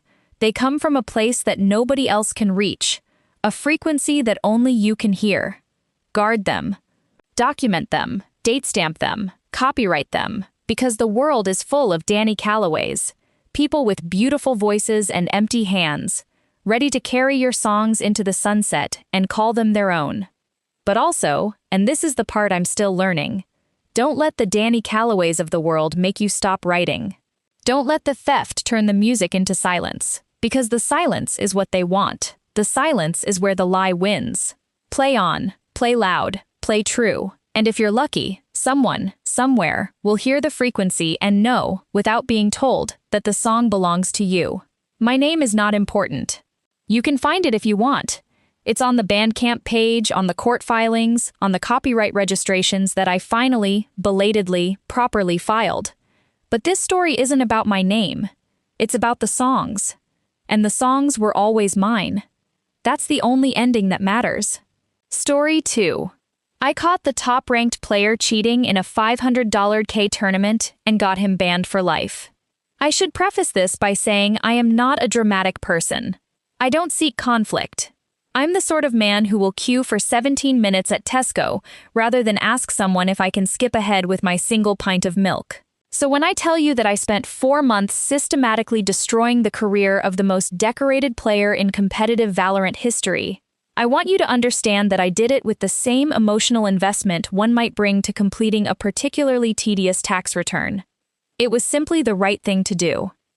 My name is irrelevant. I competed under the handle Quiet Storm, which, in hindsight, was perhaps a bit on the nose for someone whose primary contribution to the esports community would turn out to be a 47-page PDF document rather than any particularly memorable clutch play.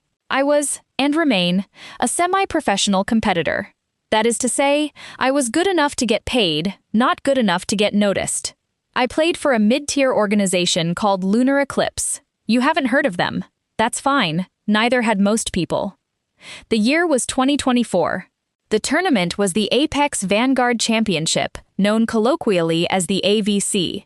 Total prize pool, $500,000 American dollars, distributed across 16 teams from 4 regions. It was, by any reasonable assessment, the second most prestigious event on the competitive calendar.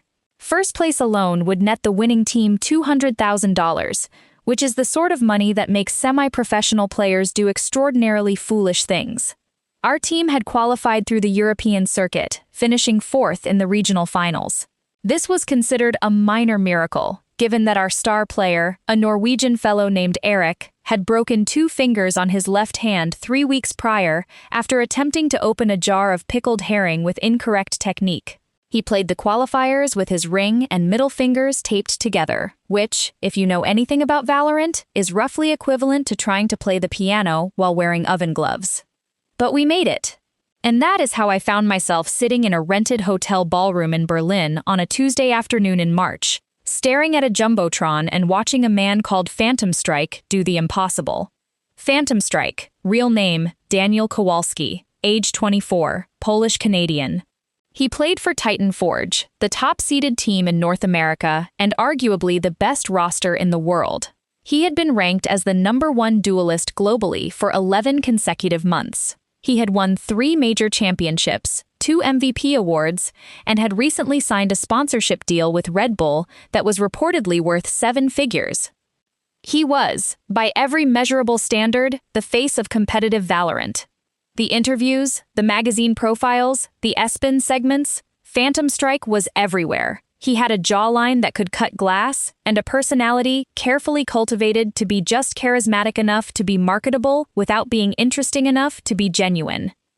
I had no particular opinion about him. He was simply very good at the game, and I respected that, in the same way I respect people who can solve Rubik's Cubes in under a minute. It's impressive. I don't need to think about it further. Titan Forge's first match of the tournament was against a South Korean team called NextGen, who were themselves no slouches. The match was best of 3, and it was being broadcast to approximately 400,000 concurrent viewers across Twitch and YouTube. I watched from the player lounge, half paying attention, while Eric attempted to eat a sandwich one-handed. The first map was Haven, and within the first 4 rounds, something caught my attention. Phantom Strike was playing Jett. This was not unusual. Jett was his signature agent, and he had a well-documented 78% win rate on her in competitive play. What was unusual was the way he was using her. In round 2, Phantom Strike pushed A-Long alone. This is not an uncommon play. What made it notable was that he pre-aimed exactly where the next-gen Sova was hiding behind the box on A-Ramp. Not sort of where he was. Exactly. Down to the pixel. He didn't check the corner. He didn't drone.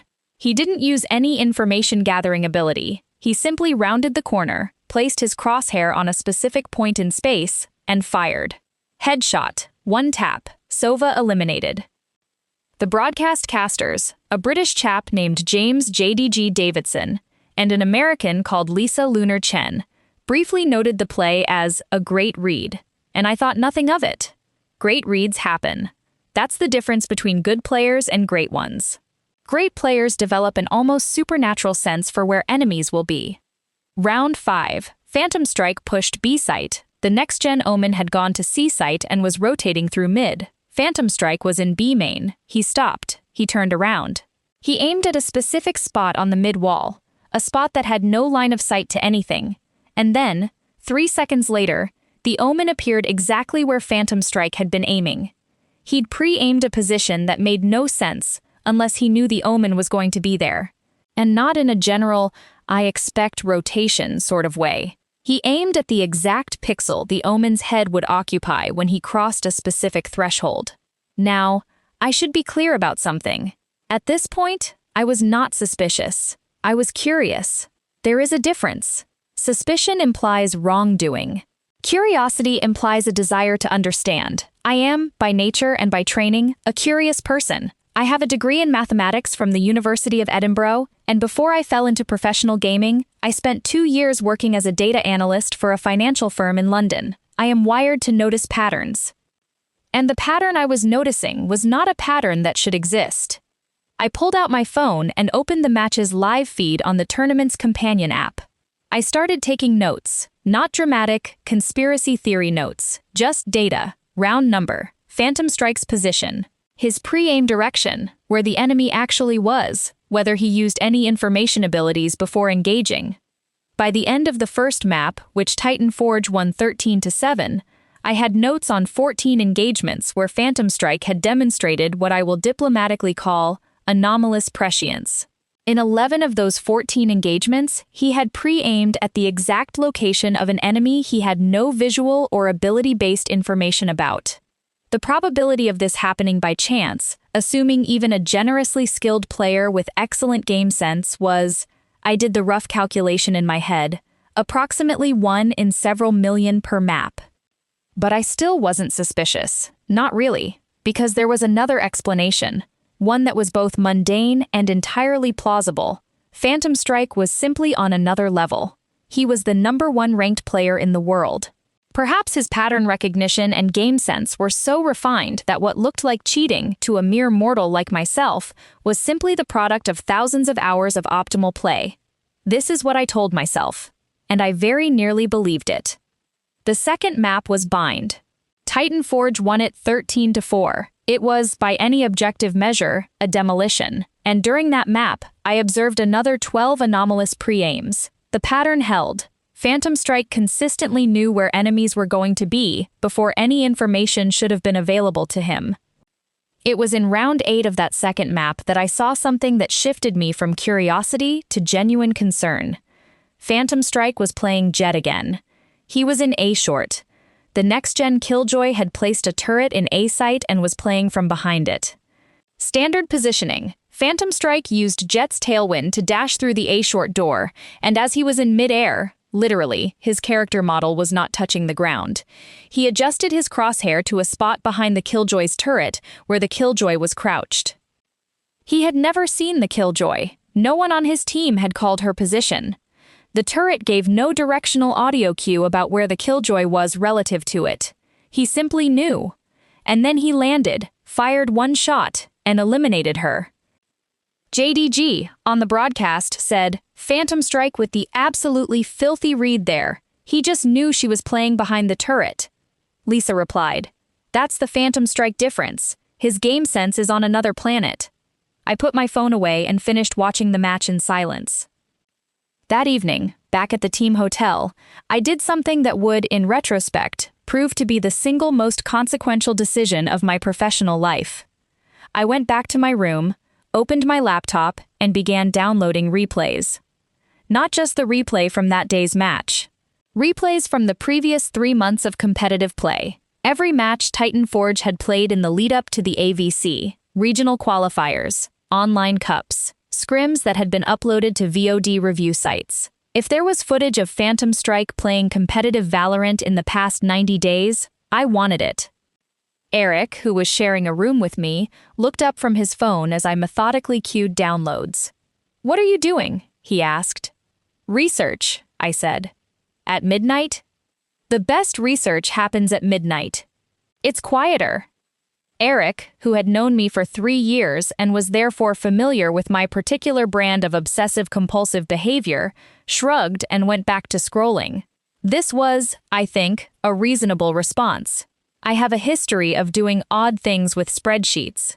Once, after a particularly frustrating loss, I spent an entire evening cataloging every death in the match by cause, angle of engagement, and time elapsed since the last ability use. Eric had found this peculiar but not alarming. By 2 a.m., I had downloaded 47 replay files. By 4 a.m., I had watched 11 of them and taken detailed notes on each.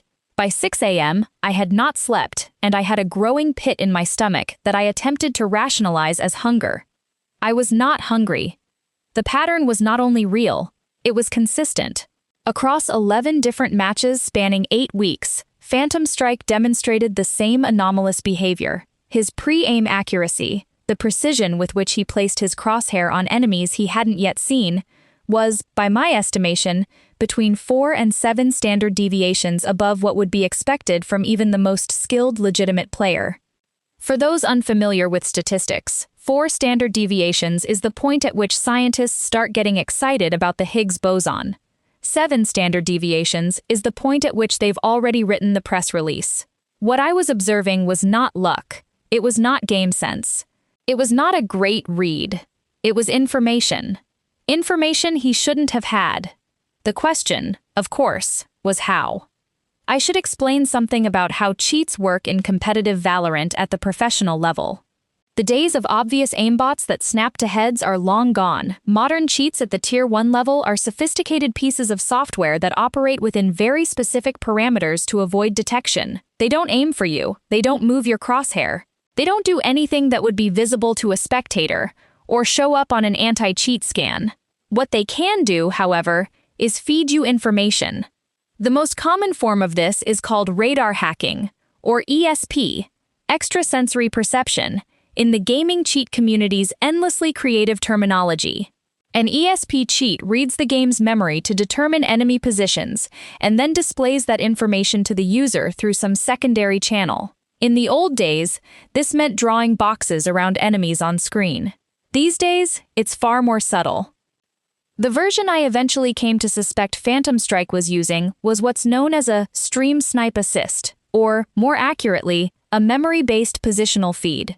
The cheat runs on a second device, typically a phone or tablet, connected to the same network. It reads the game state from the network packets and displays a top-down minimap with real-time enemy positions. The player doesn't look at their screen to see it, they glance down at their phone. One quick look, half a second, maybe less, and in that half second, they know where everyone on the enemy team is. After that, it's simply a matter of using excellent but entirely legitimate mechanical skill to aim at the position they now know an enemy occupies. The genius of this approach, and I use the word without any sense of admiration, is that it's almost impossible to detect from the outside. The player's aim is their own, their movement is their own, their reactions are their own. The only thing the cheat provides is information, and information leaves no visible trace in a replay file. Almost no visible trace. I say almost because there is one thing that information-based cheats cannot mask, and it is the thing that first caught my attention in that hotel ballroom: pre-aim patterns. Human beings, even extraordinarily skilled ones, do not pre-aim randomly. There is always a logic to where a player looks. It's based on common angles, previous information, teammate callouts, audio cues, and game sense built from thousands of hours of experience. If you analyze enough pre-aim data from a given player, you can model their decision-making process. You can predict, with reasonable accuracy, where they'll look in any given situation. What you cannot predict, what no legitimate player can do, is consistently pre-aim at the exact pixel location of an enemy they have no information about, across dozens of maps, hundreds of rounds, and thousands of engagements. That is not game sense. That is a data feed. Over the next 3 days, while the AVC group stages continued, I split my time between our team's matches and my hotel room, where I built what I can only describe as a forensic analysis of Phantom Strike's pre-aim behavior. I created a spreadsheet. Then I created a second spreadsheet. Then I created a database, Because spreadsheets were no longer sufficient, I wrote Python scripts to extract timestamp and position data from the replay files. I mapped every pre-aim Phantom Strike made across 47 replays and compared them against the actual enemy positions at those timestamps. The results were damning. In engagements where Phantom Strike had clear, verifiable information about enemy positions, through abilities, teammate callouts, or direct visual contact, his pre-aim accuracy was approximately 34%. This is excellent, top-tier professional, consistent with his ranking and reputation. In engagements where Phantom Strike had no verifiable information, no abilities used, no callouts made on comms, and I had access to the team comms from the broadcast feeds, no visual contact, his pre-aim accuracy was 29%. Wait, you're thinking.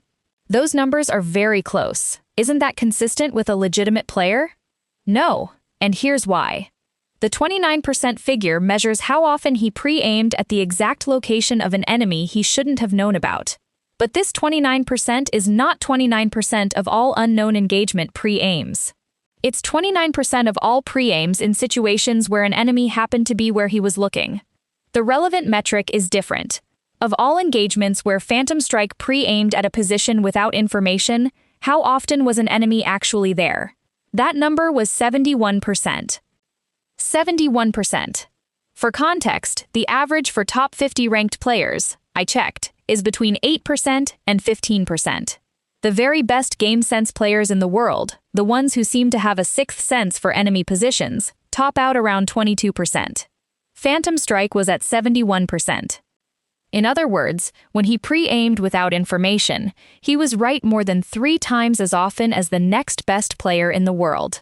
This is not a skill gap. This is not being on another level. This is a statistical impossibility that has approximately the same probability as being struck by lightning while holding a winning lottery ticket. I knew what I had to do. I did not particularly want to do it. On the 4th day of the tournament, I went for a walk. Berlin in March is not at its most inviting, but I needed air, and Eric had begun giving me concerned looks that I found difficult to ignore. I walked to a cafe near the venue, ordered a coffee that was aggressively adequate, and sat with my laptop for 2 hours, writing a document that I knew would end careers, shred reputations, and almost certainly result in a considerable amount of personal unpleasantness being directed at me. I titled it, Statistical Analysis of Anomalous Pre-Aim Behavior in Competitive Replay Data, a Case Study of Player Phantom Strike, Daniel Kowalski. I am nothing if not professional. The document was 47 pages long. It included a methodology section explaining my data collection process, the tools I used, and the statistical frameworks I applied. I used a combination of Bayesian analysis and frequentist hypothesis testing, because I wanted to be thorough, and also because I wanted the document to be impenetrable enough that nobody could credibly accuse me of not knowing what I was talking about. A data section with tables showing pre-aim accuracy broken down by map, round type, agent, time of match, and information state. I color-coded the tables, green for normal ranges, yellow for borderline, red for this man is receiving data from an external source. A comparative analysis section where I benchmarked Phantom Strike's stats against 20 other professional players, including several of his own teammates. His teammates' numbers were normal. His numbers were not. A timeline section showing the progression of the anomaly over time. This was perhaps the most interesting part. The anomalous behavior was not present in Phantom Strike's early career. It began approximately 14 months prior to the AVC, shortly after Titan Forge's sponsorship deal with a tech company called Vortex Labs. I made a note of this. It was probably nothing. It was probably something. A section on the specific cheat methodology I suspected, based on the data patterns. I described the memory read approach, the secondary device, and the telltale signature it would leave in pre-aim data. And finally, a conclusion that stated, in language so dry it could have been used to start a fire, that the probability of Phantom Strike's observed pre-aim behavior occurring legitimately was less than 1 in 3.7 times 10 to the power of 41. For reference, the number of atoms in the observable universe is approximately 10 to the 80, so while not impossible, The odds were not what you'd call favorable. I read through the document twice. I made corrections. I added footnotes. I included a cover page with my contact information and a brief professional biography, because first impressions matter, even when you're about to detonate a bomb in someone's life. Then I sat back, finished my coffee, and thought about whether I was doing the right thing. The honest answer is that I wasn't sure. I still wasn't sure. The data was overwhelming, but data is not proof. Data is a pattern, and patterns can be misinterpreted. Perhaps there was an explanation I hadn't considered. Perhaps Phantom Strike had developed some revolutionary new training method that genuinely enhanced his game sense to superhuman levels. Perhaps he had a neurological condition that gave him an unusually precise spatial awareness. Perhaps, and this is the thought that almost stopped me, perhaps I was wrong, and I was about to accuse the most popular player in esports of the one unforgivable sin. But then I thought about the other teams. About the players who had lost to Titan Forge over the past 14 months. About the prize money that had been redistributed based on matches that were, in my strong statistical opinion, not fair. About the players who had been dropped from rosters after losses that might not have been losses at all. And I thought about the AVC. About the $500,000. About the teams that had traveled from South Korea and Japan and Brazil, spending tens of thousands of their own money to compete, believing the tournament was fair. About NextGen, who had just lost 0-2 to Titan Forge and would now face an uphill battle in the elimination bracket. I made a second pot of coffee and sent an email. The email was addressed to 3 people: Marcus Webb, the AVC tournament director, Dr. Sarah Kim, the head of Riot Games' competitive integrity team, and Yuki Tanaka, the lead anti-cheat engineer for Vanguard, Valorant's proprietary anti-cheat system. I kept it brief. I introduced myself, stated that I had identified a potential integrity concern involving a participating player, and attached my 47-page analysis. I requested a meeting at their earliest convenience and noted that I was available at the venue.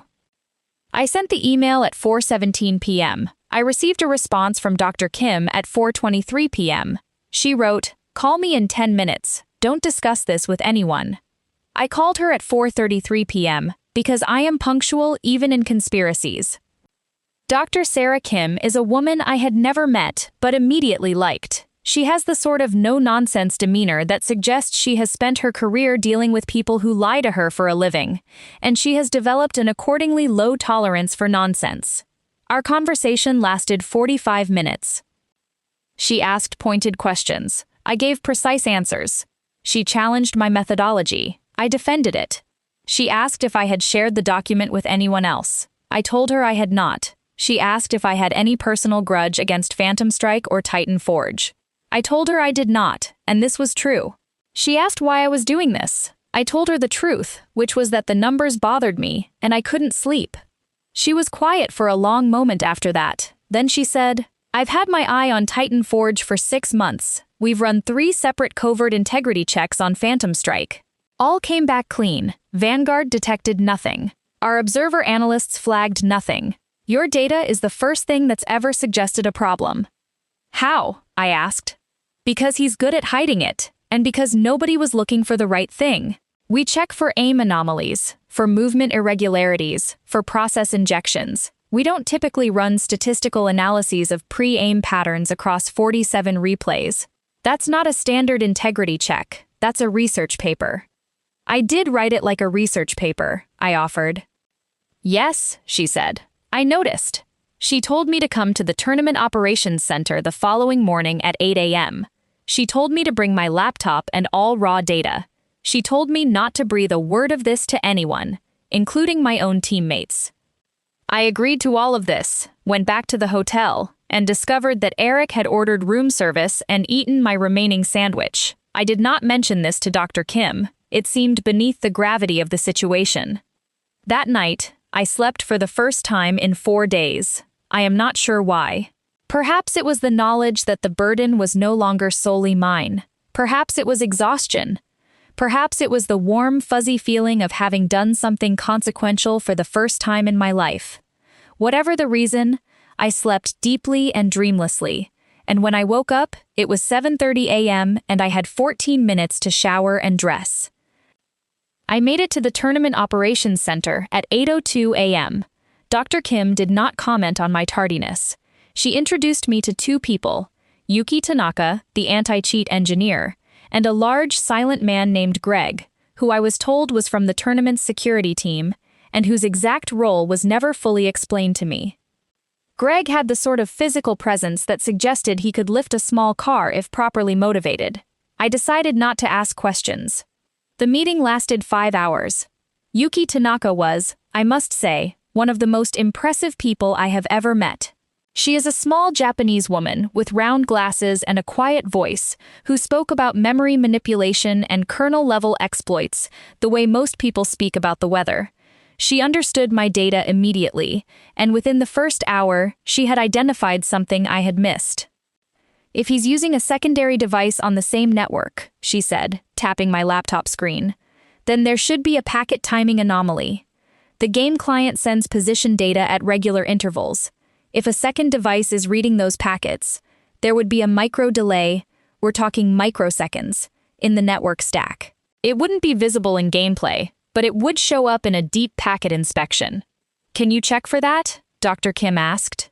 I can check the tournament's network logs for Titan Forge's match PCs, Yuki said, but I'd need access, and I'd need Phantom Strike's specific machine.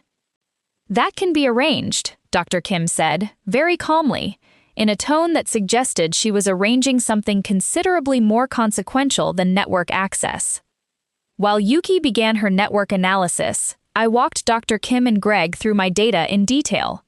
I showed them the spreadsheets, the replay clips, the probability calculations.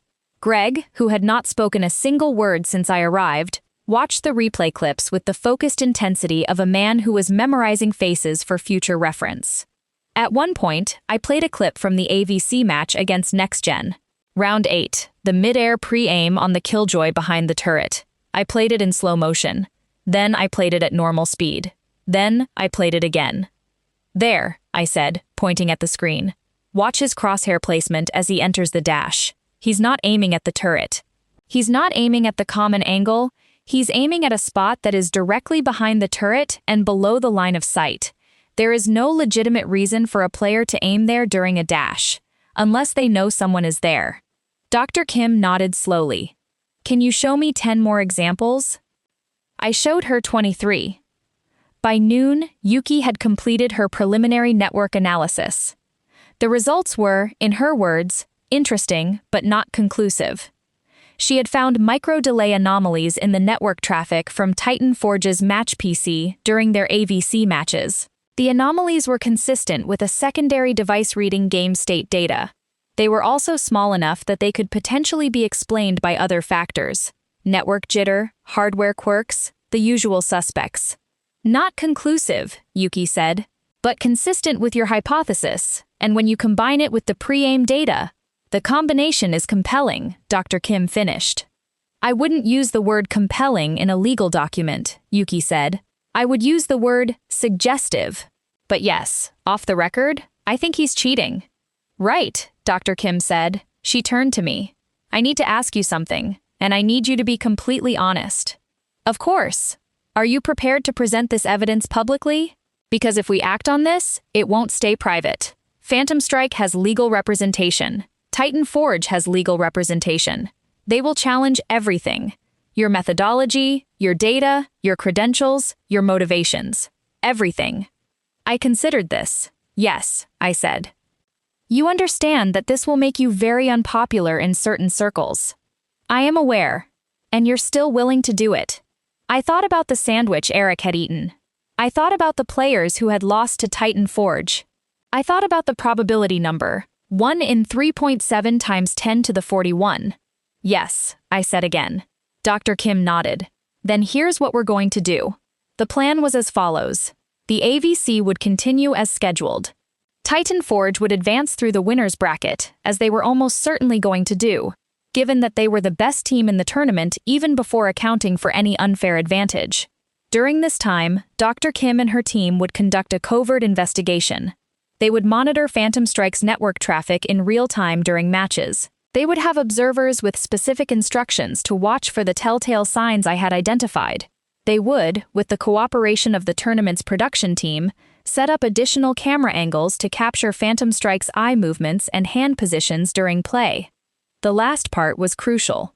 If Phantom Strike was using a secondary device, a phone, a tablet, a smartwatch, there would be a physical tell, a glance downward, a tap, a shift in posture, something. Humans are not good at seamlessly integrating information from two entirely separate visual fields, no matter how much they practice.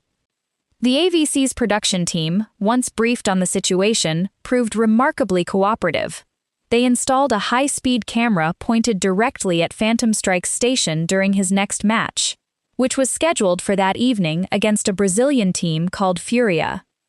I did not watch that match from the player lounge. I watched it from the Tournament Operations Center, on a monitor that showed the high-speed camera feed alongside the game broadcast and the raw network traffic data. Phantom Strike played well. Titan Forge won 2-0.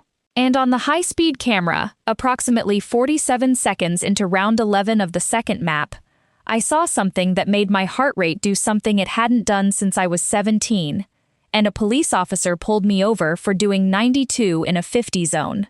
Phantom Strike glanced down. It was fast.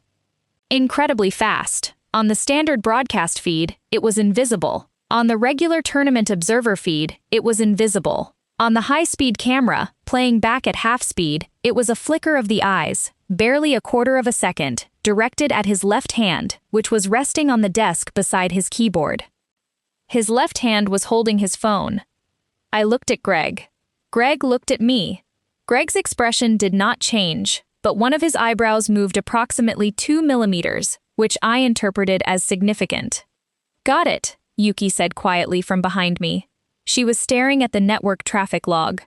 Right there, 47 seconds into round 11, there's a spike in outgoing packets from his machine that corresponds to a game state update. And right after that, there's an incoming packet from a device on the local network that's not registered to any tournament system. "A device?" Dr. Kim said. "A phone," Yuki said, "registered to a Daniel K. connected to the tournament's player Wi-Fi. It's been connecting and disconnecting in a pattern that correlates with the start and end of each round."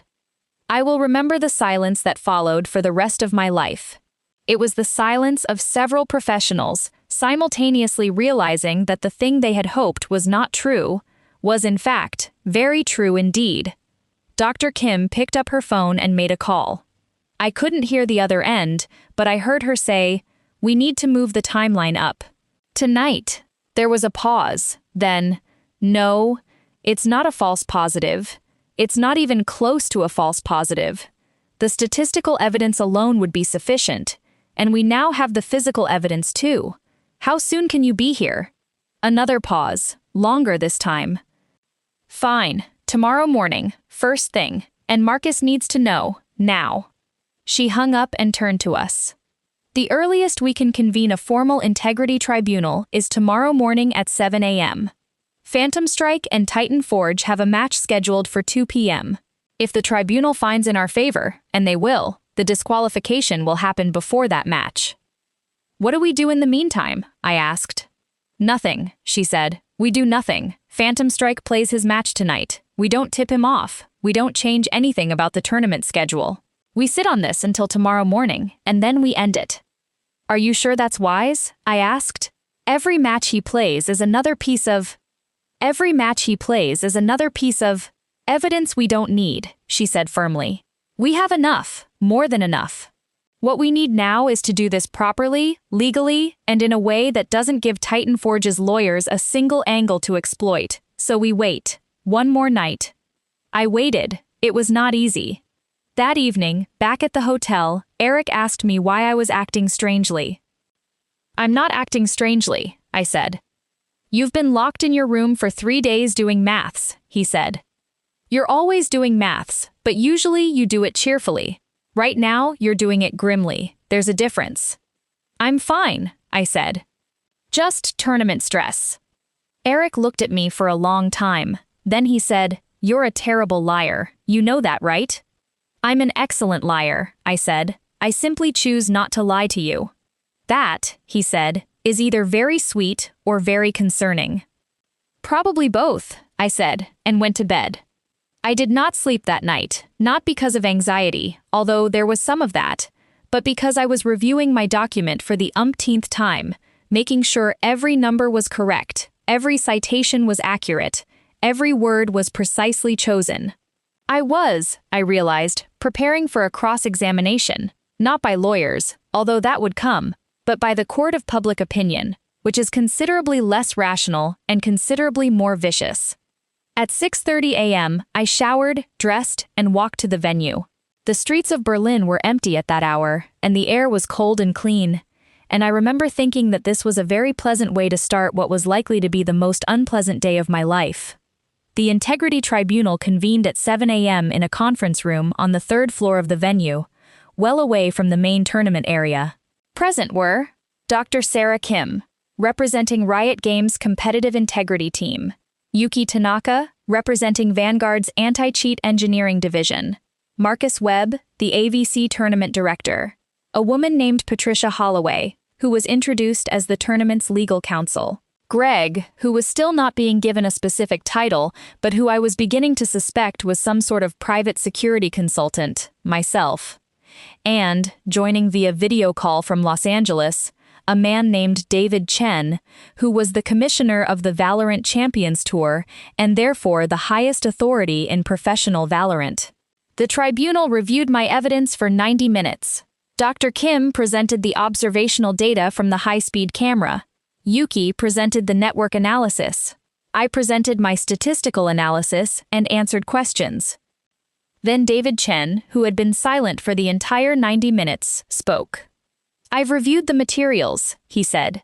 His voice was calm, measured, the voice of a man who has delivered difficult news before and will do so again.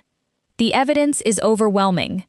Not just the statistics, although those alone would be sufficient. The network data, the camera footage, the timeline, it all points to the same conclusion. Phantom Strike has been using an information-based cheat during competitive play. He paused. "I'm going to authorize an immediate investigation into Titan Forge's full roster, coaching staff, and management. I'm also going to authorize a retroactive review of all Titan Forge match results from the past 14 months. "That's going to be significant," Patricia said. "Yes," David said. "It is. Titan Forge's lawyers will. Titan Forge's lawyers can review the same evidence we just reviewed," David said, with a firmness that brooked no argument. "If they want to challenge this, they can do so in a formal appeals process. But the tournament continues, and Phantom Strike does not." The formal notification was delivered to Titan Forge's team manager at 11 a.m. I was not present for this, but I was told that the team manager, a man named Ryan O'Sullivan, went very pale, and then very red, and then very pale again, in a cycle that repeated several times over the course of a 10-minute conversation. Phantom Strike was informed at 11:30 a.m. His reaction, as described to me by Greg, who was present, was notable for its absence. He apparently said nothing for a full 30 seconds, then asked, "On what basis?" Greg, who was not a man of many words, apparently gestured at the stack of evidence that had been placed on the table in front of him. Phantom Strike looked at the stack. He looked at Greg. He said, "I'd like to call my lawyer." "That's your right," Greg said, or words to that effect. Titan Forge's scheduled match at 2 p.m. was cancelled. At 3 p.m., the AVC issued a public statement. I had not written it, but I had reviewed a draft, and I thought it was admirably clear and suitably serious. The key paragraph read, "Following a comprehensive investigation by the AVC Integrity Team in cooperation with Riot Games' Competitive Integrity Division, player Daniel Phantom Strike Kowalski has been found in violation of the AVC Competitive Code of Conduct, Section 4.2, Use of Unauthorized Third-Party Software.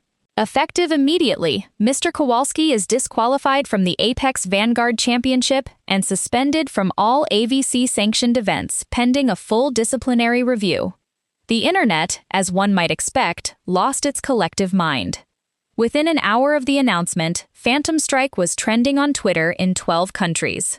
Within 2 hours, the Reddit post on r/Valorant competitive had over 15,000 comments. Within 3 hours, several major esports news outlets had published articles with headlines ranging from the factual, Titan Forge's Phantom Strike disqualified from AVC for cheating, to the hysterical, Phantom Strike caught cheating, the biggest scandal in esports history. I did not read the comments. I was advised not to, and I took that advice seriously. Eric, however, did not take that advice, and he spent the evening providing me with selected highlights. "There's a thread," he said, scrolling through his phone with the expression of a man watching a car crash in slow motion, "that's trying to figure out who reported him. Someone's narrowed it down to either a team analyst or a disgruntled rival player. They've made a list. Your name isn't on it." "That's reassuring," I said. "Someone else is claiming it was an inside job by Titan Forge's own management because they wanted to void his contract. That doesn't make any sense. Nothing on Reddit makes any sense. That's rather the point." The formal disciplinary review took 3 weeks. During those 3 weeks, I gave 2 formal statements to Riot Games investigators, participated in 4 video calls with their legal team, and submitted to an interview with an independent esports journalist who had been retained to write a report on the incident for the Competitive Integrity Committee. The journalist, a woman named Claire Dubois, asked me why I had done it. "Because the numbers were wrong," I said. "Wrong how?" "They described an impossibility, and I don't like impossibilities." She looked at me for a long moment. "You know this is going to change your life, right? You're going to be known as the person who brought down Phantom Strike." "I'd rather be known for something else," I said. "But if this is what I'm known for, I can live with it." 3 weeks after the AVC, the disciplinary review concluded. Phantom Strike was found guilty of using unauthorized third-party software during competitive play. His punishment was as follows: immediate and permanent ban from all Riot Games-sanctioned competitive events. Retroactive forfeiture of all match results from the past 14 months, including 3 major championship titles, a fine of $50,000, representing approximately 1/4 of his career tournament earnings, a permanent ban from participation in any professional esports league affiliated with the Esports Integrity Commission, ESIC. The last one was the killer. ESIC's jurisdiction extends across virtually every major esports title, not just Valorant. The permanent ban meant that Phantom Strike's career in professional esports, across all games, was over. Finished. A full stop at the end of a sentence that had, until recently, been expected to continue for another decade. Titan Forge issued a statement expressing shock and disappointment, and distancing themselves from Phantom Strike's actions. They emphasized that no other members of the team or organization were implicated. Ryan O'Sullivan, the team manager, gave an interview in which he said all the right things, with the slightly glazed expression of a man who had just learned that his organization's most valuable asset was in fact a fraud. Phantom Strike himself released a statement through his lawyer. It was 3 sentences long. It denied wrongdoing, announced an intention to appeal, and thanked his fans for their support. The appeal was filed, reviewed, and denied within 6 weeks. The evidence was, as David Chen had put it, overwhelming. I should say something about the aftermath, because it was not entirely what I expected. There were, predictably, people who doubted the evidence. The internet is, if nothing else, a machine for generating doubt about established facts. A significant number of Phantom Strike's fans refused to accept the findings. They pointed to the fact that Vanguard, Valorant's anti-cheat system, had never detected anything. They pointed to the lack of a smoking gun. No cheat software was ever found on any of Phantom Strike's devices. They pointed to his reputation, his history, his clean record, and they constructed elaborate alternative theories to explain the data. Some of these theories were almost creative. My personal favorite was the one that suggested I had fabricated the entire analysis out of jealousy, because I was a bitter no-name player who was mad that a real pro was better than him. I found this amusing for several reasons, not least of which is that my analysis was independently verified by 3 separate statisticians hired by Riot Games, all of whom confirmed my findings. Others were less amusing. I received death threats. Not many, perhaps a dozen over the first month, but enough to be notable. They came via Twitter DMs. Reddit messages, and one handwritten letter that was mailed to Lunar Eclipse's office in London. The letter was, I thought, rather poorly spelled, which diminished its intended impact somewhat. Eric, who had by this point been fully briefed on the situation, took to answering my phone for me and reading my emails with the cheerful ruthlessness of a man who enjoyed his new role as gatekeeper. "You've got another one," he said one morning, about 2 weeks after the ban. "This one says you're a snitch, and that you've ruined the best thing to happen to Valorant. Shall I file it under praise or threats?" "Threats," I said, although the author seems to have confused ruining something with exposing it. "That's the spirit," Eric said. There were also positive responses, far more of them, in fact, than negative ones. I heard from players I had never met, from other semi-pro teams, from the minor leagues, from the amateur scene, who thanked me for doing what they had suspected but never had the resources or the courage to prove. Several of them told me stories about suspicious losses to Titan Forge, about moments in matches where they'd felt something was off but couldn't articulate what. My analysis, they said, had given words to a feeling they'd been carrying for months. One message, from a player on a Brazilian team that had lost to Titan Forge in a qualifier the previous year, read simply, "You gave us our tournament back, not this one, the one we should have won. Thank you." I read that message several times. I did not reply, because I am not good at emotional responses and I didn't want to say something inadequate, but I kept it. The most unexpected consequence was the effect on my own career. I had, naively, assumed that my involvement in the Phantom Strike case would be a footnote, interesting to a small number of people and irrelevant to everyone else. I was wrong. Within a month of the ban, I had been contacted by 4 different esports organizations offering analyst positions. 2 of them were Tier 1 teams. One was a major tournament organizer. The 4th was Riot Games itself, which offered me a contract as a competitive integrity consultant, a role that had, I was told, been created specifically for me. I accepted the Riot offer because it seemed like the most interesting option and also because the salary was significantly more than I had been making as a semi-professional player. Eric, upon hearing the news, observed that I had finally found a way to make a living from my annoying habit of finding patterns in things. I told him I preferred the term analytical aptitude. He told me to shut up and buy him a beer. I should also address the question that I know is on your mind, because it has been on the mind of virtually everyone who has ever asked me about this story. How did Phantom Strike get away with it for 14 months? The answer is a combination of factors, none of which are particularly surprising if you understand how professional esports works. First, the cheat itself was extraordinarily well designed. It operated on a separate device and left no trace on the player's primary machine. Vanguard, while an excellent anti-cheat system, is designed to detect software running on the same machine as the game client. It cannot, by its very nature, detect a phone sitting on a desk. Second, Phantom Strike was already one of the best players in the world. The cheat didn't make him good, it made him superhuman. And the gap between one of the best and statistically impossible is large enough that most observers, including professional analysts and broadcast talent, attributed his performance to extraordinary skill rather than extraordinary cheating. Third, nobody was looking for the right thing. As Dr. Kim had told me, standard integrity checks focus on aim anomalies, movement irregularities, and process injections. Nobody was running Bayesian analyses of pre-aim patterns across dozens of replays. Nobody had built a statistical model of what legitimate pre-aim behavior looks like and compared a specific player's data against it. It simply wasn't a standard practice. And fourth, this is the one that bothers me most. There was an institutional reluctance to investigate. Phantom Strike was the face of the game. He generated views, engagement, sponsorship revenue, and media coverage. Accusing him of cheating was, from a business perspective, a nightmare scenario. No tournament organizer wanted to be the one to say, publicly, that their most marketable star was a fraud. I understand this reluctance. I don't share it, but I understand it.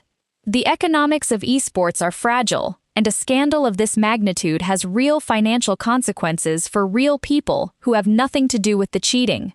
Broadcasters lose viewers. Sponsors pull out, teams lose funding. The ripple effects are extensive and largely invisible to the public.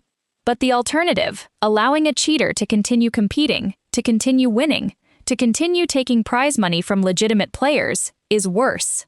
It is worse not only for the players who are directly harmed, but for the entire competitive ecosystem. If the public loses faith in the integrity of competition, the competition ceases to have value, and without value, the sponsors leave anyway. I said as much in an interview I gave to an esports publication about 6 months after the ban. The interviewer asked me if I thought the Phantom Strike case had damaged the credibility of professional Valorant. No, I said. I think the Phantom Strike case demonstrated that the credibility of professional Valorant is worth protecting. A system that catches cheaters is more credible than a system that doesn't look for them. The interviewer seemed satisfied with this. I was satisfied with it too. It was, I think, the truest thing I've ever said. Now, I want to address one more thing before I wrap up, because I've seen it discussed extensively online, and I think it's important. The question of who supplied the cheat. During the investigation, Riot Games' security team traced the software Phantom Strike was using to a developer who operated under the handle Ghostmaker. Ghostmaker was, according to the security team's report, a professional cheat developer who had been creating tools for competitive esports for several years. His cheats were not available to the public. They were bespoke, custom-built for individual clients, and they were extraordinarily expensive. The investigation into Ghostmaker and his client list was ongoing at the time of the disciplinary review, and I don't know the full results. What I do know is that at least 2 other professional players, from different games, not Valorant, were subsequently investigated and suspended based on evidence uncovered during the Ghostmaker inquiry. This is, I think, the most important takeaway from the entire affair. Phantom Strike was not an isolated incident. He was a customer of a service that exists to undermine competitive integrity at the highest levels of esports. The service is professional, discreet, and lucrative. It caters to players who are already skilled enough to compete at the top level but who want an extra edge. The sort of edge that turns a very good player into a seemingly invincible one. The cheat that Phantom Strike used cost, I was told, approximately $5,000 per month. Over 14 months, that's $70,000. Given that Phantom Strike's tournament earnings during that period exceeded $400,000, the return on investment was rather good. Until it wasn't.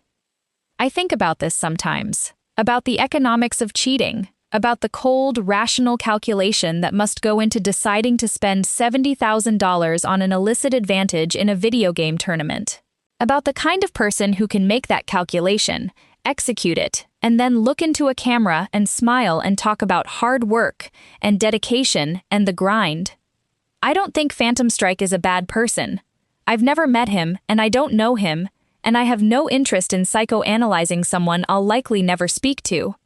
But I think he made a series of decisions that were fundamentally selfish and ultimately destructive, not just to himself, but to everyone around him, his teammates, his organization, his fans, and the players he competed against.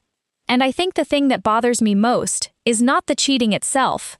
It's the arrogance, the sheer, unbridled arrogance of thinking that you can cheat at the highest level of competition, in the most scrutinized environment in esports, in front of hundreds of thousands of viewers, and get away with it forever. Because you can't. You absolutely cannot. And if you try, there will be someone like me, someone with a mathematics degree, a laptop, and an irritating commitment to the truth, who will notice the patterns you didn't think anyone would look for. It's been about a year since the AVC. I've settled into my role at Riot Games. I spend most of my time developing statistical tools for competitive integrity analysis, essentially, automating the kind of work I did manually in that Berlin hotel room. The tools are now used as part of the standard integrity check process for all major Valorant tournaments. I'm told they've been adopted by other game publishers as well. I still play competitively, occasionally, for Lunar Eclipse. We're not any good. Eric still breaks things. I still spend too much time on spreadsheets. Some things don't change. What has changed is the way I think about competition. Before the Phantom Strike case, I played because I enjoyed it, because I was reasonably good at it, and because it paid better than my previous job in financial analysis. After the Phantom Strike case, I play because I believe in the fairness of the system I help to protect. That sounds sentimental, and I suppose it is, but it's also true. I've been asked, many times, if I would do it again, if I would go through the stress, the threats, the scrutiny, and the very real possibility of being wrong, all over again. The answer is yes, without hesitation. Not because I enjoyed it, I didn't. And not because I wanted the attention, I didn't want that either. But because at the end of the day, someone has to be the person who says something. Someone has to be the one who looks at the numbers and follows them wherever they lead, even when where they lead is a very uncomfortable place. In my case, that uncomfortable place was a conference room in Berlin at 7 in the morning, sitting across from a silent man named Greg and a woman named Sarah who had been waiting for someone to give her the evidence she needed to do her job. I gave her that evidence. It cost me 4 days of sleep, 47 replay files, and a sandwich. I think that's a reasonable price for integrity. Eric would probably disagree about the sandwich, but Eric still owes me a beer. Edit. A lot of people are asking for the full analysis document. I'm not going to share it, for several reasons. First, it contains raw data from competitive replays that I don't have the rights to distribute. Second, the investigation is technically still ongoing in some aspects, and I don't want to compromise anything. Third, and I'm being honest here, I put a lot of work into that document, and I'm not particularly inclined to hand it over to the Reddit comment section to be dissected by people who think standard deviation is a type of medical condition. What I will say is that the methodology is sound, the data is real, and the conclusions are robust.